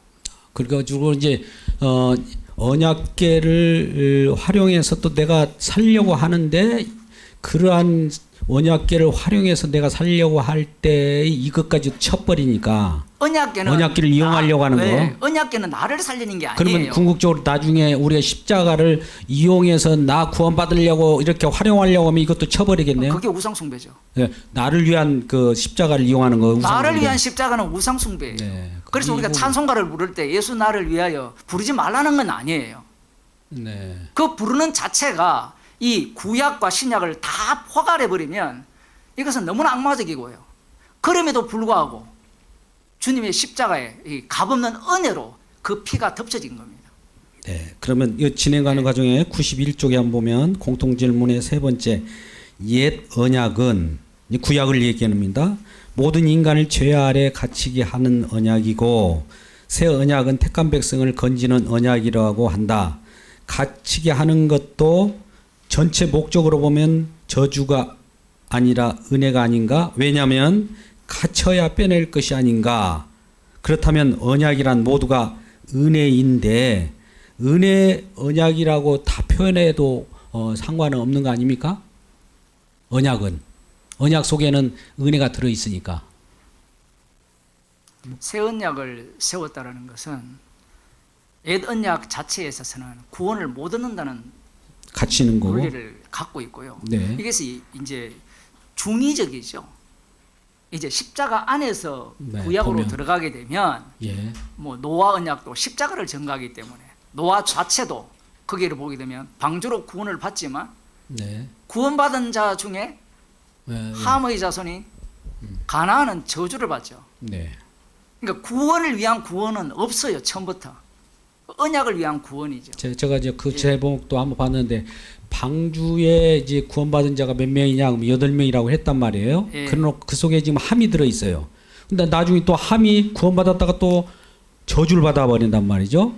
그러면 하나님 구원해 놨다가 또 저주시키느냐? 함은 저주를 안 받는데 가나안이 저주를 가나안 받죠. 그 자녀가 저주를 그러니까 이제 그런 측면에서 보면 그거는 이제 아까 연속과 불연속과 연속을 생각할 때 철저하게 인간 구원을 배제해요. 배제해요. 왜냐하면 선악과를 먹은 이후에는 네. 모든 인간은 에덴 동산을 사모합니다. 그게 이제 로마서에 보면 하나님을 알되 하나님을 안다는 걸 달리 표현하면 천국을 알되 천국을 어떤 모양으로 만드느냐? 이방인들은 극락으로 만들죠. 유대인들은 어떻게 만듭니까? 선지자들이 예언한 메시아 왕국으로 만들어요. 그 로마서는 이방인과 유대인들을 같이 쳐버린 거거든요. 네. 그러니까 선지자들이 예언한 그 천국을 소망하든지 성경을 통해서 알려준 하나님을 알아도 그 하나님을 네. 우상 숭배하죠.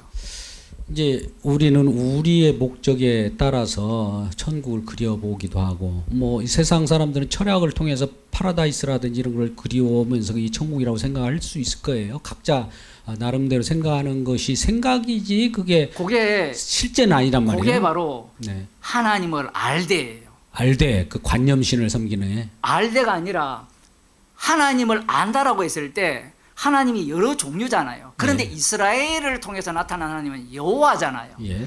이방인들은 하나님을 알지만 다 우상이잖아요. 예. 그런데 더 놀라운 사실은 여호와의 이름으로 계시를 했는데 여호와가 우상이 된 거예요. 예. 이 대목이 좀 중요한 부분인데 이게 로마서 이야기예요. 로마서. 예. 그래서 제가 여러분들이 마태복음과 누가복음을 마태복음 1장 1절을 빼버리고 읽게 되면 여호와의 통치, 창세전 여호와의 통치에서 영원까지 여호와의 통치로 끝나지만 이것을 예수 그리스도의 계시라가 되어버리면 네. 통치가 십자가로 출발해서 십자가로 끝나요. 바꿔지네. 완전히. 그래서 아까 주 개념을 아까 예. 설명을 할 때 제가 좀 네. 바로 잡고 싶었는데 구약에는 여호와가 주인데 신약에는 십자가 지신 예수 그리스도가 주가 됨으로 말미암아 네. 여호와를 주로 믿는 자들은 다 우상 숭배자가 돼요. 우상. 엄청난 건데 이게. 하나도 안 엄청나요. 유대인들이 다 여호와를 주로 믿잖아요. 아이고 우리 교회가 다 지옥 가잖아요. 그들. 비슷하게 따라가는데. 그러니까 이 사람들이 개혁교회가 되었던 제가 그래서 칼빈이 그 주석들을 제가 계속 보거든요. 설교 준비하면서 보면 이 사람이 주가 바뀌었다는 걸 몰라요. 시편 110편이 예. 주가 바뀌어요. 원래는 구약의 주는 여호와 하나님이 주예요. 네. 그 주님이 심판을 합니다. 천국 갈 자와 지옥 갈 자, 죄 용서를 해요. 그래서 예수님이 죄를 용서하는데 저 사람이 누구기에 죄를 용서하느냐라고 시비 거는 이유가 뭐냐면 네. 죄 용서는 여호와만 해요. 예. 천국과 지옥은 구약에는 천국과 지옥이 없지만 네. 이게 엄부를 보내고 이렇게 축복과 저주는 여호와만이 하십니다. 네. 그런데 여호와를 믿는 자들에 의해서 살해당한 분이 천국과 지옥을 보내요. 주가 바뀌어버립니다. 주가 바뀌어버리게 되면 구약 해석을 완전히 새롭게 해야 돼요. 네. 그 해석이 베드로전서 1장 10절에 나옵니다. 1장 10절. 그리스도의 영을 받은 자들이 예수의 그리스도의 고난에 대해서 상고하여서 기록했다라고 해요. 연구하는. 이것은 요한복음도 마찬가지도 네. 성경은 내게 대해서 전하고 율법과 선지자 누가복음 24장에도 나오잖아요. 23장 4장에서 그 제자들에게 가르쳐 주잖아요. 성경을 율법과 선지자가 다 누구에 대해서 내게 대해서 증가하는 것이라. 네, 그러니까 이렇게 이제 정리할 수 있겠네요. 이제 보통 이제 우리 구원을 위해서 성경을 들여다보는 사람들이 유대인 관점이고, 예. 우리 성경을 들여다보고 성경을 들여다보는데 성령이 이끌려갖고 보다 보니까 주님을 증언하는 자로 세워진 자들이 그럼 선택받은 백성으로서 구원받은 자고, 피를 증가하기 위한 구원임을 명확히 합니다. 구원을 위한 피가 아니라 피를 구원을 위한 위한 피가 구원. 아니에요. 반대로 가야 되는 거예요? 왜냐하면 예수님이 제자들을 뽑았잖아요. 왜 뽑았습니까? 1번 구원하기 위해서, 2번 땅끝까지 내 정인이 되게 하기 위해서. 여러분 다 알고 계시죠? 땅끝까지 이르러 정인되게 하기 위해서 성령을 줬죠. 근데 모든 사람들은 나를 구원하기 위해서 우리를 선택했다 생각해요. 사도 바울을 볼까요? 사도 바울이 사도행전 9장에 보면 왜 선택당합니까?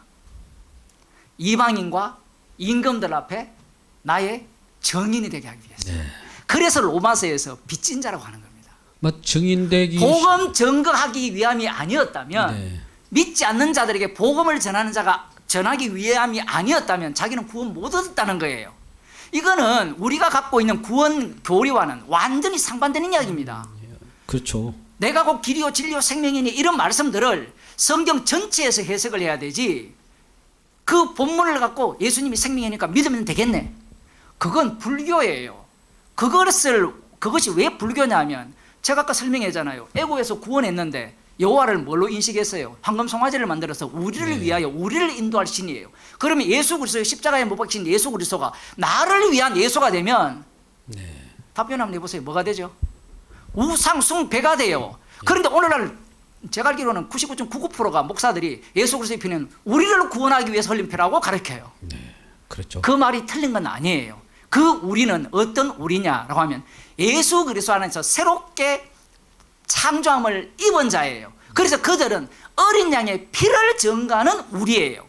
그러니까 아까 이제 예정론에서 예. 주권 예정이 아니라 예수 그리스도 안에서의 예정. 예. 예수 그리스도를 하나님께서 이미 예정에 있어서 이 땅에 보내시고 그 예수 그리스도를 증언한 자를 뽑아서 그 안에 들여놓고, 이게 그 그리스도 예정 아닙니까? 예수가 그리스도임을 증거하기 증언하기 위하여 뽑아 그리스도의 세우는 영을 주셨죠. 선택을 하셨죠. 그리스도 영을 줘서 예.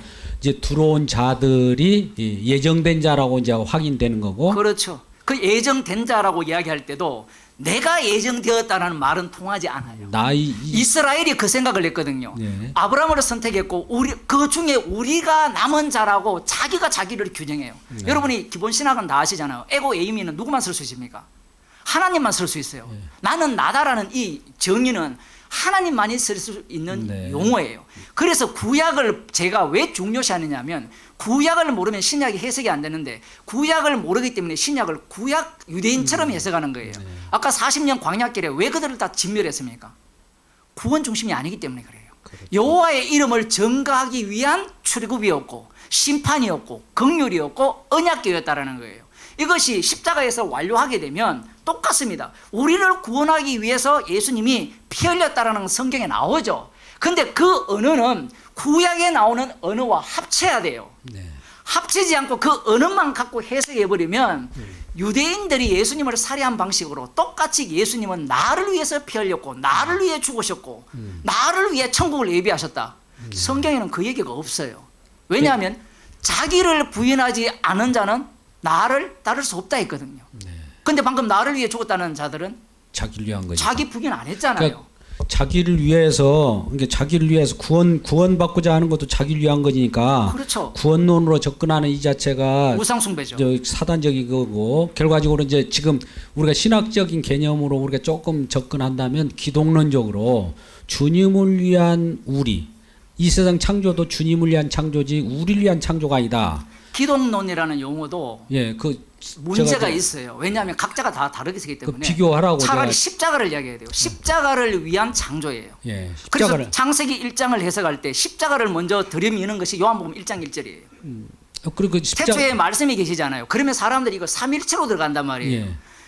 삼일체로 들어갈 게 아니에요. 왜냐하면 그 말씀이 육신이 되셔서 예. 십자가에 못 박혀 죽으시면서 다 이루었다 하잖아요. 네. 다 이루신 그분의 영을 받은 자가 사도 요한이에요. 예. 그러면 창세기로 갖고 갈 때는 십자가에서 다 이루신 분이 말씀이 돼요. 그러면 창세기 1장 1절은 피를 증거하기 위한 창조가 되기 때문에 베드로 후서입니까? 거기에는 예. 불로서 심판하기 위해서 간수된 바 됐다가 되는 거예요. 네. 그래서 이제 불로 심판하기에 간수받는 이 내용이 이제 아직은 간수된 것은 노아 언약 덕분인데 현재 그죠?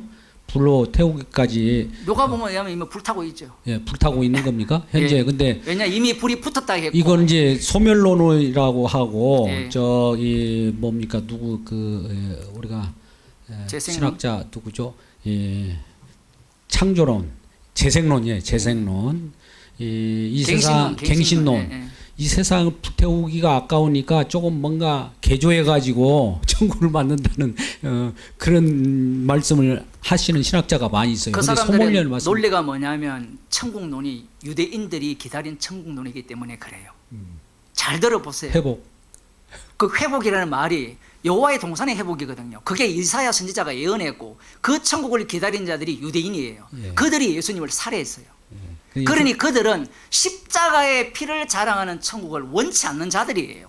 십자가의 피가 우리의 죄를 다 용서해서 행여나를 주장하는 자들과 똑같이 이제 십자가의 피는 이 세상에 있을 때만 필요하고 이제 우리가 완전한 거룩이 되어지면 십자가 지신 예수님은 필요 없으니까 우리는 하나님 아버지 앞에서 하나님의 아들로서 행사하겠다는 거예요. 논리가. 네. 그 논리와 똑같은 겁니다. 그래서 구약을 잘 알아야 되는 이유가 사복음서에서 유대인들이 왜 예수님을 살해했는지를 잘 알아야 되는 이유가 그걸 모르기 때문에 오늘날 신학 해석 전체가 유대교라는 거예요. 유대교가 아니라고 어떻게 여러분 반박하겠습니까?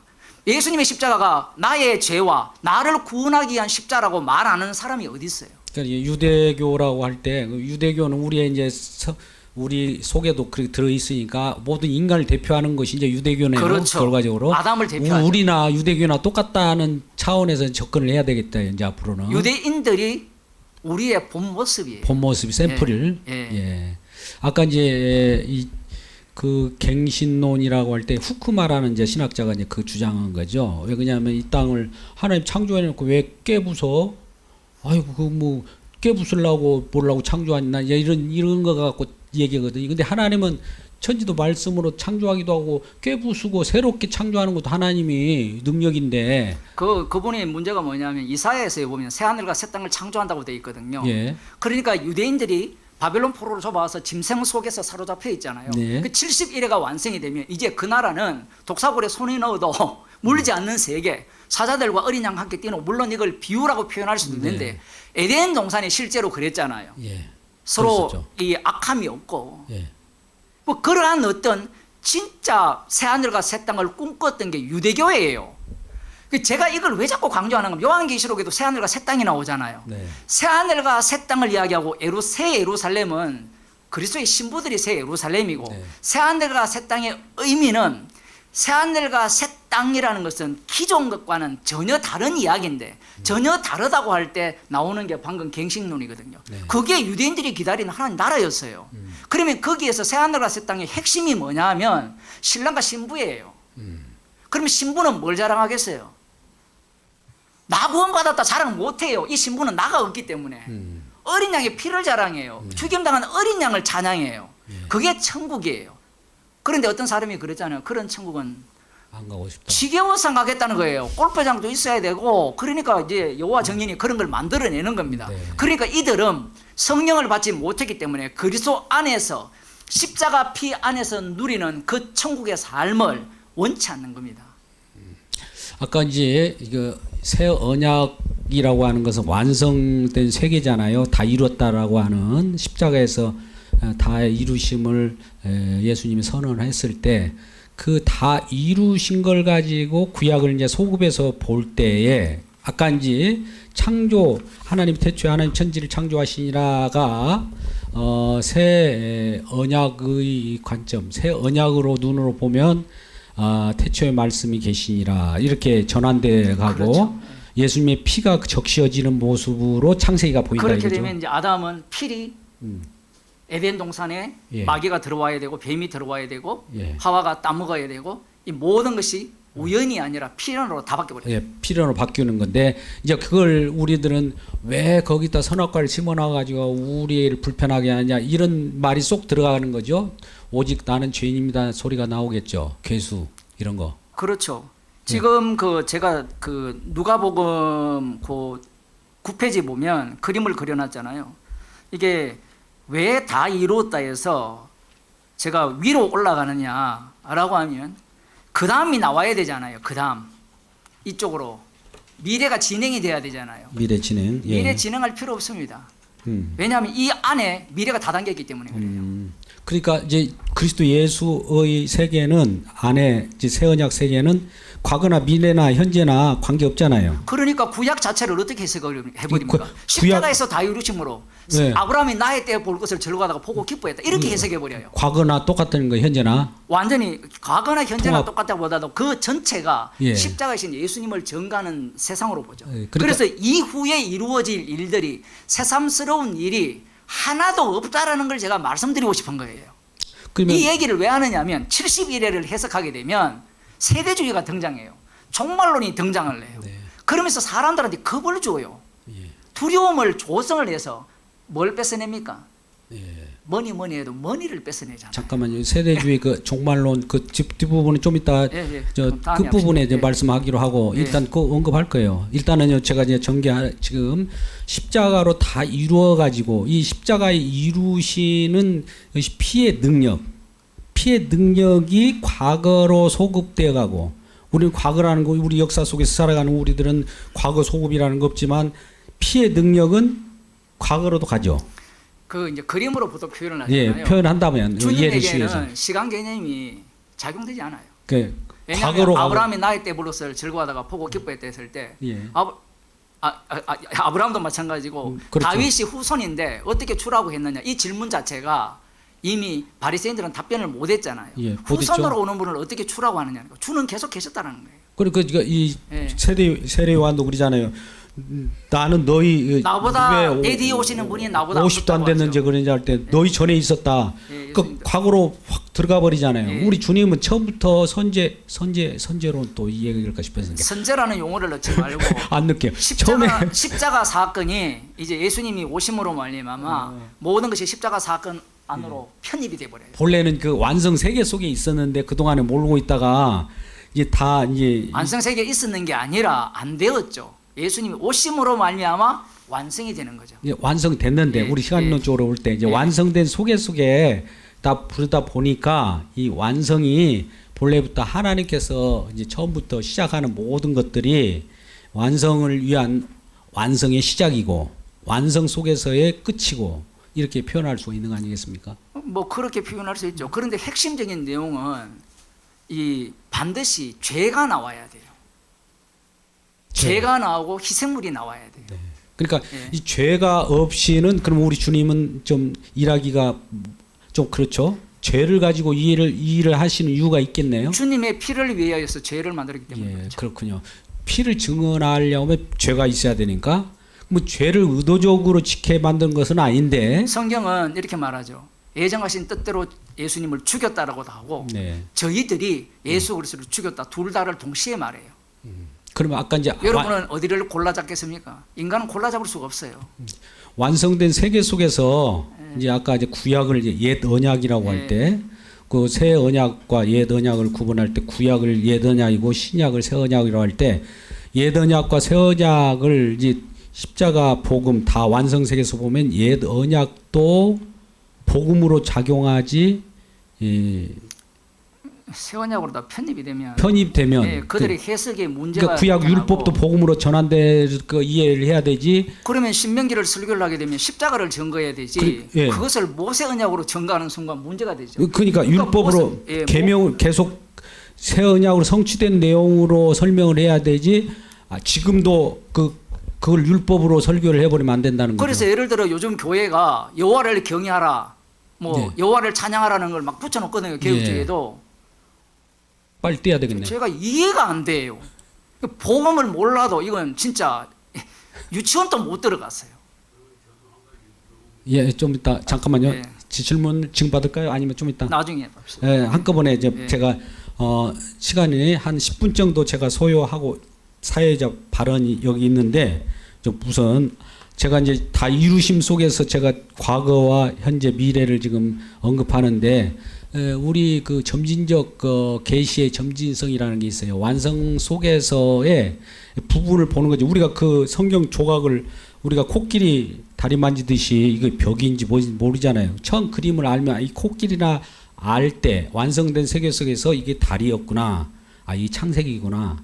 여기는 몸통이네, 레이기네. 이런 것을 알 수가 있는 것처럼 완성 세계에서 완성의 빛으로 성경을 해석해야 된다는 것이 이제 주님 성령으로 해석하는 거고, 그러지 않으면 성령 받기 전에는 지금 인간이 선악 구조 속에서 성경을 보니까 참 나의 탐심만 발동하고 나를 위한 신학을 계속 그려가다가 결과적으로 예수님이 십자가에 못 박아 죽이는 그 꼴이 돼버린 거고, 그런 식으로 지금 정리할 수 있겠네요. 그렇죠. 구약을 설교를 할 때 그 신약도 마찬가지고 이방인의 해석이 나와야 되고 유대인의 해석이 나와야 되고 그리스도의 영을 받은 자의 해석이 동시에 나와야 돼요.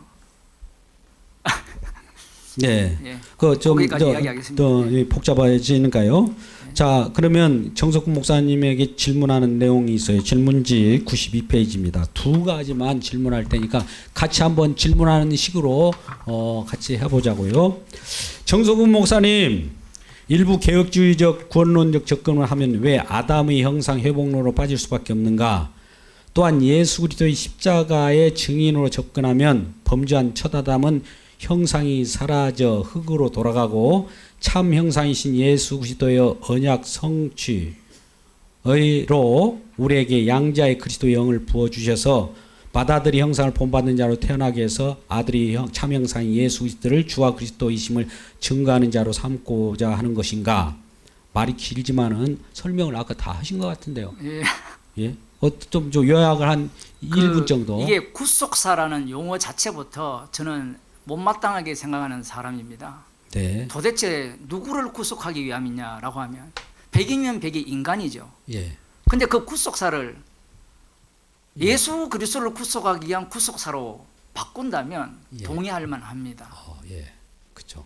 그런데 기존 신학은 이 구속사가 구원사처럼 되었어요. 인간 구원사. 구원사. 예. 구속사와 구원사를 이렇게 되면 구분하세요, 여기서. 결국은 유대인들이 우리를 위하여 우리를 인도하는 시를 만들어라는 네. 그 신앙에 똑같이 도달할 수밖에 없습니다. 네. 아까 이제 지금 구원사, 구속사를 표현했는데 구원사는 우리를 위한 쪽으로 구속사를 전개하는 방법이고, 그러니까 어떤 분들이 구속사, 구원사 이거 그 개념 정리가 안 돼 가지고 신학자들도 굉장히 논쟁이 많이 있지 않습니까? 아, 이전에 저도 이제 손석대 박사나 서철원 박사님 뭐 이런 부분들 여러 요소 가지고 구원사, 구원의 서정, 구원사가 구속사가 아닌가? 이런 생각을, 그러니까 이게 인본주의에 그 구속사 자체가 인간 구원을 위한 구속사이기 때문에 그 유대교죠.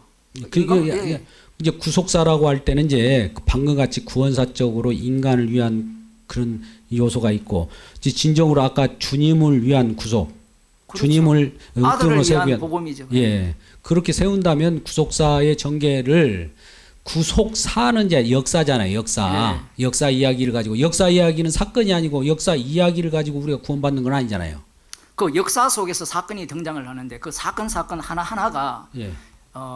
마지막에 오실 예. 그 하나님의 아들이죠. 그리스도. 그 십자가에 못 박히시는 예수, 육으로 입고 오신 그분을 증거하기 위한 사건들을 증거하는 그림자라고 히브리서에서도 얘기를 하고 자, 있습니다. 그러면 아까 이제 구속사라고 인간이 구원사적으로 우리를 위한 구원을 위하여 추구하는 이 내용들이 죄잖아요, 죄. 궁극적으로 우상을 섬기는 그렇죠. 이 죄를 노출시키면서 주님께서 피를 흘려주시고, 노출시키면서 피를 흘려주시고, 이런 것이 지속된단 말이죠. 십자가 사건이 반복된다는 것은 그 피를 증거하기 위한 죄를 만드는 자리, 죄가 드러나는 현장으로 이끌어 가시죠. 아까 사도 바울을 예를 들면 사단의 사자를 동행시키잖아요. 네, 가시를. 예. 그 그렇죠. 가시라고 하고 그 실제로는 사단의 사자예요. 사자. 예. 그 사단을 심어 놓는 이유가 이제 하나님의 어떤 큰 그 경륜 속에서는 이 뜻하던 바가 되는 것이고 본래 목적이기 때문에 주님을 그래요. 증언하기 위해서니까. 피를 증거하기 위한 구원이기 때문에. 예. 예. 피를 증언하기 위한 예, 것. 어린 양의 피를 나 증거하기 위한. 구원하기 위한 예수님이 아니라 예. 예수님을 위한 우리들의 존재. 이제 거꾸로 이렇게 표현할 수가 그리고 있는 거죠. 아담을 하나님의 형상이라고 이렇게 이야기할 때 분명한 것은 뭐 이성이고 인격이고 이 내용은 성경에 없어요. 예. 이런 것들은 오히려 제가 그 교재에 썼듯이 하나님의 교회가 오히려 주장을 해요. 하나님의 형상을 남자와 여자로 만들어져 있거든요. 분명히. 예. 그러면 이걸 왜 이 하나님의 교회가 문제가 되느냐라고 하면 하나님의 교회. 그리스도의 예수가 그리스도가 하나님의 형상이라 하거든요. 네. 성경 표현이 참 묘해요. 예. 예수가 하나님의 형상이라고 말하지 않아요. 골로새서에서는 아들을 하나님의 형상의 본체라고 해요. 예. 그렇군요. 그 아들은 우리가 잘 아시다시피 물세례 받고 올라올 때 이는 내 사랑하는 아들이요 내 기뻐하는 자라. 달리 말하면 십자가에 못 박혀 죽으시고 부활하신 분이 아들이에요. 네. 그분이 바로 이 하나님의 형상이 됩니다. 그러면 네. 그리스도가 하나님의 형상이라고 하면 분명히 육신을 입었죠. 근데 육신의 모양은 압니까 모릅니까? 예수님의 육신의 얼굴을 알아요 몰라요? 다 아시는 것 같죠. 아무도 몰라요. 그거 다 그림은 다 가짜니까. 네. 육신은 분명히 있으신데 그 그리스도의 그 사건이 있어요. 하신 일. 그게 사도행전 2장 36절입니까? 너희가 십자가에 네. 못 박은 이 예수라는 것은 말씀이 육신이 되신 거거든요. 온 이스라엘이 십자가에 못 박아 죽인 예수님을 그리스도가 되게 하신 거예요. 이것이 바로 하나님의 형상입니다. 그러면 성도가 양자의 영을 받아서 우리가 그리스도의 형상에 자라가기까지 사도 바울이 이 복음을 전한다 하잖아요. 그러면 그리스도의 형상이 어디까지 자라가겠습니까? 서대환 집사를 보시면 돼요. 복음 전하다가 죽어요. 네. 그게 그리스도의 형상까지 자라가는 거예요. 그런데 우리가 기존 신학은 그리스도의 형상을 뭘로 바꿨습니까? 아까 이성 인격이 나왔잖아요. 그런 용어들이 왜 등장하는지 이제 눈치채셨어요? 성화론이 등장을 합니다. 네. 우리가 하나님의 백성이라면 그리스도의 피로 구속을 받았다면 어떻게 살아야 된다라는 이 선악 구조 속에 있는 삶의 그 윤리라는 것도 선악 구조 속에서의 안 내용이네요. 맞아. 그 바리새이적인 사고방식을 갖고 있기 때문에 결국은 이성적이고 칼빈이 뭐 하나 이성적이고 뭐 이걸 다 집어넣잖아요. 제가 그걸 설명했잖아요. 선악과를 따먹기 전에 무슨 이성이 있었어요? 말씀들이 되어졌는데 이성이 있다는 것은 판단을 하는 거거든요. 옳고 그름을. 아닌가요? 제가 잘못 알고 있나요? 그러면 선악과를 먹은 후에 인간은 어때요? 이성이 있어요? 없어요? 없다고 할 수도 없고 인격이 있다 있어요? 없어요? 있죠. 다 있죠. 그런데 예수님은 요한복음 8장에서 너희 아비는 마귀라 했죠. 그러면 그 이성과 인격은 모두가 다 마귀의 이성과 인격일 뿐이에요. 그러니 칼빈이 하나님의 형상을 이야기할 때 이성, 인격 이거 구름 잡는 이야기 성경에 없어요. 그게 분명히 완료하신 그 주님께서 성령 받은 사도 바울이 그리스도가 아들이 하나님의 형상이라고 명확하게 아무리 이야기해도 인간들은 형상 개념을 그 당시에 제가 생각하기로는 바른 삶을 생각했어요. 예. 왜냐하면 캐톨릭 신부들이 개판이었잖아요. 예. 개판이었어요. 그러니까 그러한 어떤 인식들 자체가 배어 있을 수도 있었던 겁니다. 결국은 궁극적으로 들어가면 선악과를 따먹은 자들이 뭘 하고자 하느냐면 피를 제거하기 위해서 하나님의 형상 개념을 끌고 온 거죠. 네. 그래서 성화론이 들어온 거예요. 성경에서는 분명히 거룩함을 입었고 거룩해져라라고 이렇게 표현을 해요. 그러면 그 거룩의 의미가 뭐냐를 다시 설명을 해야 되잖아요. 네. 그래서 구약에서 멋지게 설명하잖아요. 아까 언약에 설명했잖아요. 그리고 신약에는 그리스도로 옷 입었잖아요. 그러면 성도는 피만을 자랑하면 되잖아요. 네. 그 피를 자랑하려면 사도 바울처럼 죄인 중에 개수가 돼요. 그리스도로 나타나야 된다. 그건 네. 주님의 일이에요. 우리의 일이 아니라. 그게 거룩이에요. 그게 의입니다. 근데 이제 아까 거룩을 우리가 소유할 때 또 제가 아까 분명히 적었거든요. 의를 의화될 때 이런 개념으로 이제 구원파들은 자기가 의인이 되어버렸어요. 거룩이 되어버렸단 말이죠. 그러니까 하나님의 본성의 의. 이렇게 돼가지고 하나님 앞에 나타나면 하나님께 영광 돌린다고 그런다고요. 근데 이렇게 주님은 증거되지 않잖아요. 않죠. 그런 의는 없어요. 근데 대부분 성경에는. 그렇게 한다고요. 나도 사람 삶으로 하나님께 영광 돌릴 수 있도록 너의 삶을 깨끗이 살아야 바른 생활해야 돼. 도덕, 윤리, 이성, 인격적이어야 돼. 이걸 가지고 하나님이 영광을 돌린다고 하는데 이게 진짜로 하나님께 영광을 돌리는 겁니까? 안 되고, 마귀짓입니까? 그리고 아까 이제 제가 이게 메모를 했는데 하나님의 본성의 의, 네. 거룩이 우리 속에 들어왔다라는 비슷한 표현을 했거든요. 예. 뭐안 했다니까 어쩔 수 없는데 예. 전가. 의의 전가라는 말 자체가 칼빈이 보면 추론한다라고 했거든요. 추론. 여러분 아시죠 그거? 이렇게 추론할 수 있다라고 설명을 있다, 했어요. 추론할 수 있다. 예. 추론 어떤 이 이해를 돕기 위한 어떤 얘기다 추론 이거죠. 도달할 수 있다는데 뭐 말이 틀렸다 이런 문제는 아니에요. 표현은 얼마든지 네. 그렇게 할 수 있는데 그 의의 전가라고 하는 순간 네. 의가 내한테 왔다가 돼요. 표현이. 의가 그럼 와버리면. 법정적 의다. 그것도 문제예요. 그러면 내가 이제 의가 되었으면 내 의니까 나도 작은 예수가 되고 성경은- 그리스도가 되는 거죠. 내가 성경은 정반대로 이야기해요. 내가 그리스도가 되면 얘 진짜 참 형상인 그리스도는 어떻게 되는 거예요? 문제가 되죠. 서로 그리스도끼리 악수하고 이렇게 하는 거 아니에요? 그래서 이게 의로 율법에 한 의가 우리 가운데 오셨잖아요. 예. 그의 죽으심이 예. 우리를 죄에서 깨끗게 하셨고 사실 죄 용서만 있는 게 아니에요. 그 속에는 심판도 담겨 있고 함께 죽음도 담겨 있고 그러기에 우리한테 그리스도의 영을 줬다고 해요. 영, 표현이 그리스도의 영. 로마서에서는 예. 그리스도의 영이라는 단어가 굉장히 중요합니다. 양자의 영. 아까 양자의 영도 이야기하지만 그리스도의 영이 주어지면 양자의 영이고 맏아들을 본받게 하잖아요. 그러면 이 양자들은 맏아들을 전가하죠. 그럼 맏아들이 그리스도가 되셨잖아요. 예. 십자가에 못 박혀 죽으셔서. 예, 예. 그러니까 성도들이 그리스도의 영을 받았기 때문에 이 땅에서 그 피를 전가하는 것 때문에 세상으로부터 미움을 받죠. 그게 로마서 8장입니다. 네. 환난 기근 정신 위험 칼. 그 예. 이야기가 나오는 이야기가 그냥 나오는 게 아니라 양자의 영을 받았고 그리스도의 영으로 인도함을 받는 자 이런 표현들을 하는 이유가 거기에 있는 거예요. 네, 일단 또 여기까지 하고요. 마지막 질문 한 번 하고 그다음에 우리 정리하도록 하죠. 창조 때 이게 지금 93쪽입니다. 오늘 좀 우리 내용적인 것을 한번 생각해 볼 수가 있어요. 예수님을 우리가 증언할 때 첫 아담이 말씀으로 창조했잖아요. 말씀 안에 있을 때는 생명이었죠. 우리가 말씀 속에 있을 때는 생명인데 사단의 유혹으로 말씀 밖으로 나왔단 말이죠.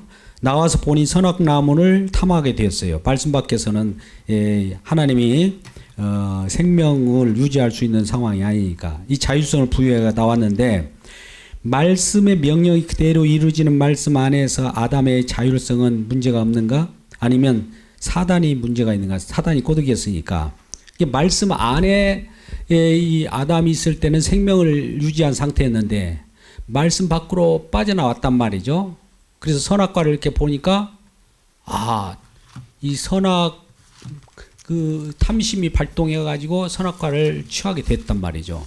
자, 이제 그래서 부분이, 이게 나중에 이제 말씀이 육신되어 오신 분이 장차 이 회복으로 표현하지 않고 이 말씀이 육신되어 오신 예수님의 품 안으로 들어가는 형태로 우리가 그림을 한번 잠깐 생각해 볼 수가 있다 이거죠. 그걸로 한번 아담의 자율성 자체는 없습니다. 처음부터 자율성이 없어요. 오늘날 사람들이 인간이 로봇이냐? 인간은 로봇 정도 되면요 박수칩니다. 인간은 개돼지보다 못해요. 왜 그런가 하면 인간은 마귀의 자식이기 때문에 그래요. 작동이. 인간은 마귀 새끼예요. 예. 근데 기계라면요 지옥 안 갑니다. 여러분들 피조물 아까 자연물로 뭐 자연법 예. 저 다 엉터리거든요. 자연법이 뭐냐면 10편 19편에 보면 날은 날에게 말하고 밤은 밤에게 말하는데 들리는 소리도 없고 말도 없는데 그들이 외치는 거예요. 뭘 외치겠습니까? 그게 로마서에서 인용하거든요. 십자가의 복음을 외치고 있어요. 자연물들은. 몰랐습니까? 로마서 8장에 나오잖아요. 하나님의 아들들이 나타나기를 고대하는 게 피조물이에요. 네. 개돼지는 하나님의 아들들이 빨리 와서 이 세상에 불타르기를 소원해요. 제가 과격한 표현이 아니라 성경에 그렇게 되어 있어요. 네, 그렇죠. 그 인간은 선악과를 먹었기 때문에 마귀의 종이에요. 그런데 창세기 1장, 2장에서는 말씀대로 되어졌을 뿐이에요. 네. 여기에 자율성이 있니 없니를 따진다는 것은 인간 자기가 이미 뭐가 되었습니까? 하나님의 심판에 대해서 자기가 심판하겠다는 거예요. 자율성이니까. 자기가 심판주가 된 거예요. 네. 그러니까 시비를 거는 거예요. 네. 적어도 여기에는 자율성이 있어야 되느냐. 그런데 2장과 3장으로 넘어오면 제가 이 얘기를 꼭 하고 마쳐야 되는데, 여호와 하나님이 지으신 들짐승 중에 뱀이 가장 강교하더라. 뱀이 여자에게서 물어 가로되 하나님이 참으로 너희들은 동산 모든 나무의 실과를 먹지 말라 하시더냐. 여자가 뱀에게 말하되 동산 나무의 실과를 우리가 먹을 수 있으나 동산 중앙에 있는 나무의 실과는 하나님의 말씀에 너희는 먹지도 말고 만지지도 말고 너희가 죽을까 하노라 하셨느니라. 여기서 하나님의 말씀을 추가를 했죠. 근데 선악과를 먹은 이후에 선악을 알았을까요? 먹기 전부터 알았을까요? 지금 뱀이 접근하는 순간 이미 여자는 현혹됐네. 판단을 하고 있어요. 예. 뱀이 그래서 선악과를 먹은 이후에 눈이 밝아졌다라는 것은 표현이에요. 표현이고 그 전에 이미 사단에 의해서 2장과 조종되거든요. 3장에서 어떤 사태로 넘어오느냐 하면 뱀이 하늘에서 쫓기잖아요. 쫓겨와서 에덴 하나님이 안 막아요. 왜냐하면 피를 위한, 어린 양의 피를 위한 창조기 때문에 그래요. 예. 그래서 투입을 딱 시키는 순간, 뱀이 들어간 순간 이미 이 하와와 예. 이 하와는 이미 선악 구조로 빠져든 겁니다. 벌써 판단을 하고 있잖아요. 그러니까 우리가 인식하는 건 먹어서 눈이 밝아졌으니까 그때부터 선악을 알을 거라. 성경은 그런 식으로 표현을 하지 않아요. 근데 이 예를 들면 사도행전에 보면 오순절에 성령 받기 전에 누구를 뽑습니까? 제자를 한 명 뽑잖아요. 그러면 그 뽑은 것이 성령의 역사입니까? 아니면 저거들 마음대로 뽑은 겁니까? 야, 이런 것들이 진짜 어렵죠. 저거들 마음대로 뽑았는데 성령의 역사로 간주했어도 돼요. 그 두 가지 동시에 해석이 가능해요. 그런데 오순절 날 성령이 오면 그때 뽑았으면 이 12사도가 어떻습니까? 더 본때가 날 거 아니에요? 네. 그런 것도 고민을 해야 되는 겁니다. 그래서 성령이 그때 왔지만 성령이 이미 그 전에도 일을 하고 계신 거예요. 네.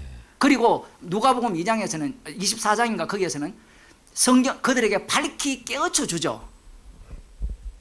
깨우쳐 주잖아요. 성경이 내게 대해서 전한다고 할 때. 네. 그러면 그때는 성령이 없었는가? 이런 질문이 있어야 돼요. 성령께서 깨우쳐 주신 거예요. 깨우쳐 주신다고 그러면 다 아느냐? 천만입니다. 우리는 성령이 깨우쳐 주면 다 안다 생각하는데, 성령이 깨우쳐 주시기 때문에 이제 본격적으로 깨우쳐 주신 그 사건 속으로 내몰려요. 대표적인 경우가 베드로를 보게 되면 부정한 것은 안 먹겠다 하죠. 저는 그 본문을 보면서 놀랄 네. 수밖에 없었어요. 오순절날 성령 충만 받았는데 어떻게 부정한 것은 안 먹겠다 해요. 다 거룩한데. 그게 성령 충만 받은 증거예요. 네. 왜냐하면 성령 충만을 받았기 때문에 십자가의 피만을 증거합니다. 예. 주님이 지금도 살아계셔서 성전 민문의 안전뱅이를 직접 구원하셨잖아요.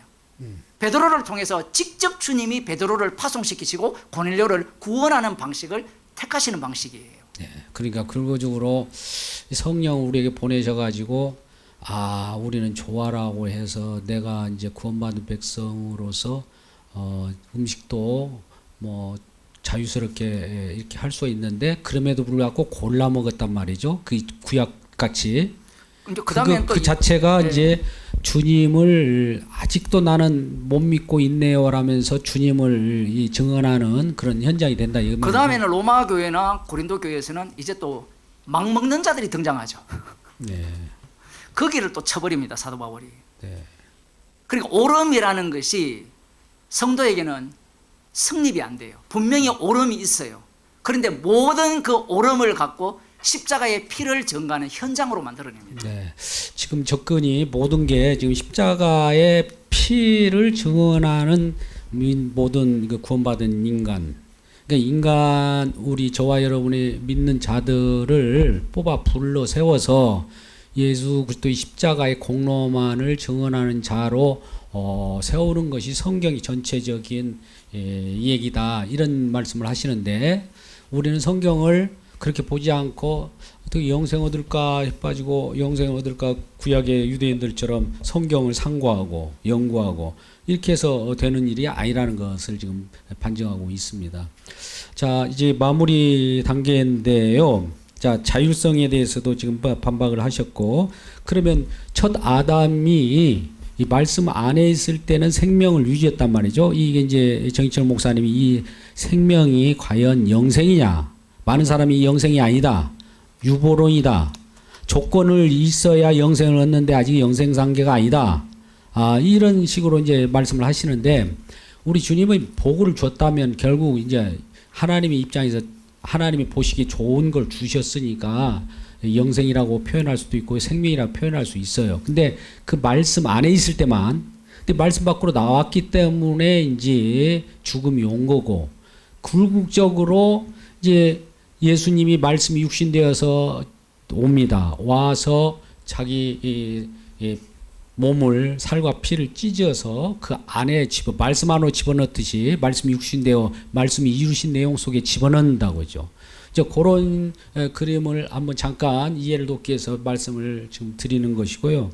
일단 참고해 주시기 바라겠습니다. 정희천 목사님이 몸이 안 좋아서 좀 그랬는데, 능동순종, 수동순종에 대해서는 94쪽을 한번 살펴보시고, 아마 정희천 목사님도 답을 이렇게 해 주실 걸로 보여져요. 제가 답을 대신했습니다만 참고해 주시기 바라고, 그 다음에 95페이지도 마찬가지고, 정희천 목사님께 내가 개인적으로 질문을, 우리 모는 목사님들 대변해서 질문하려고 했고, 이제 청중들의 질문 96페이지, 우리 목사님들 중에 아까 김태규 목사님께서 표를 해주셨는데, 질문을 받으셔야죠. 예, 여기 이제 뭐 아무거나 괜찮습니다. 제가 정희천 아는 목사님 만큼 다 답변하겠습니다. 안 계시는데, 이 마이크를 누가 좀 또 조정해 주면 좋겠네요. 자, 이 마이크를 좀 가지고 가세요. 이쪽 마이크를. 목사님 저 마이크를 쓰십니다.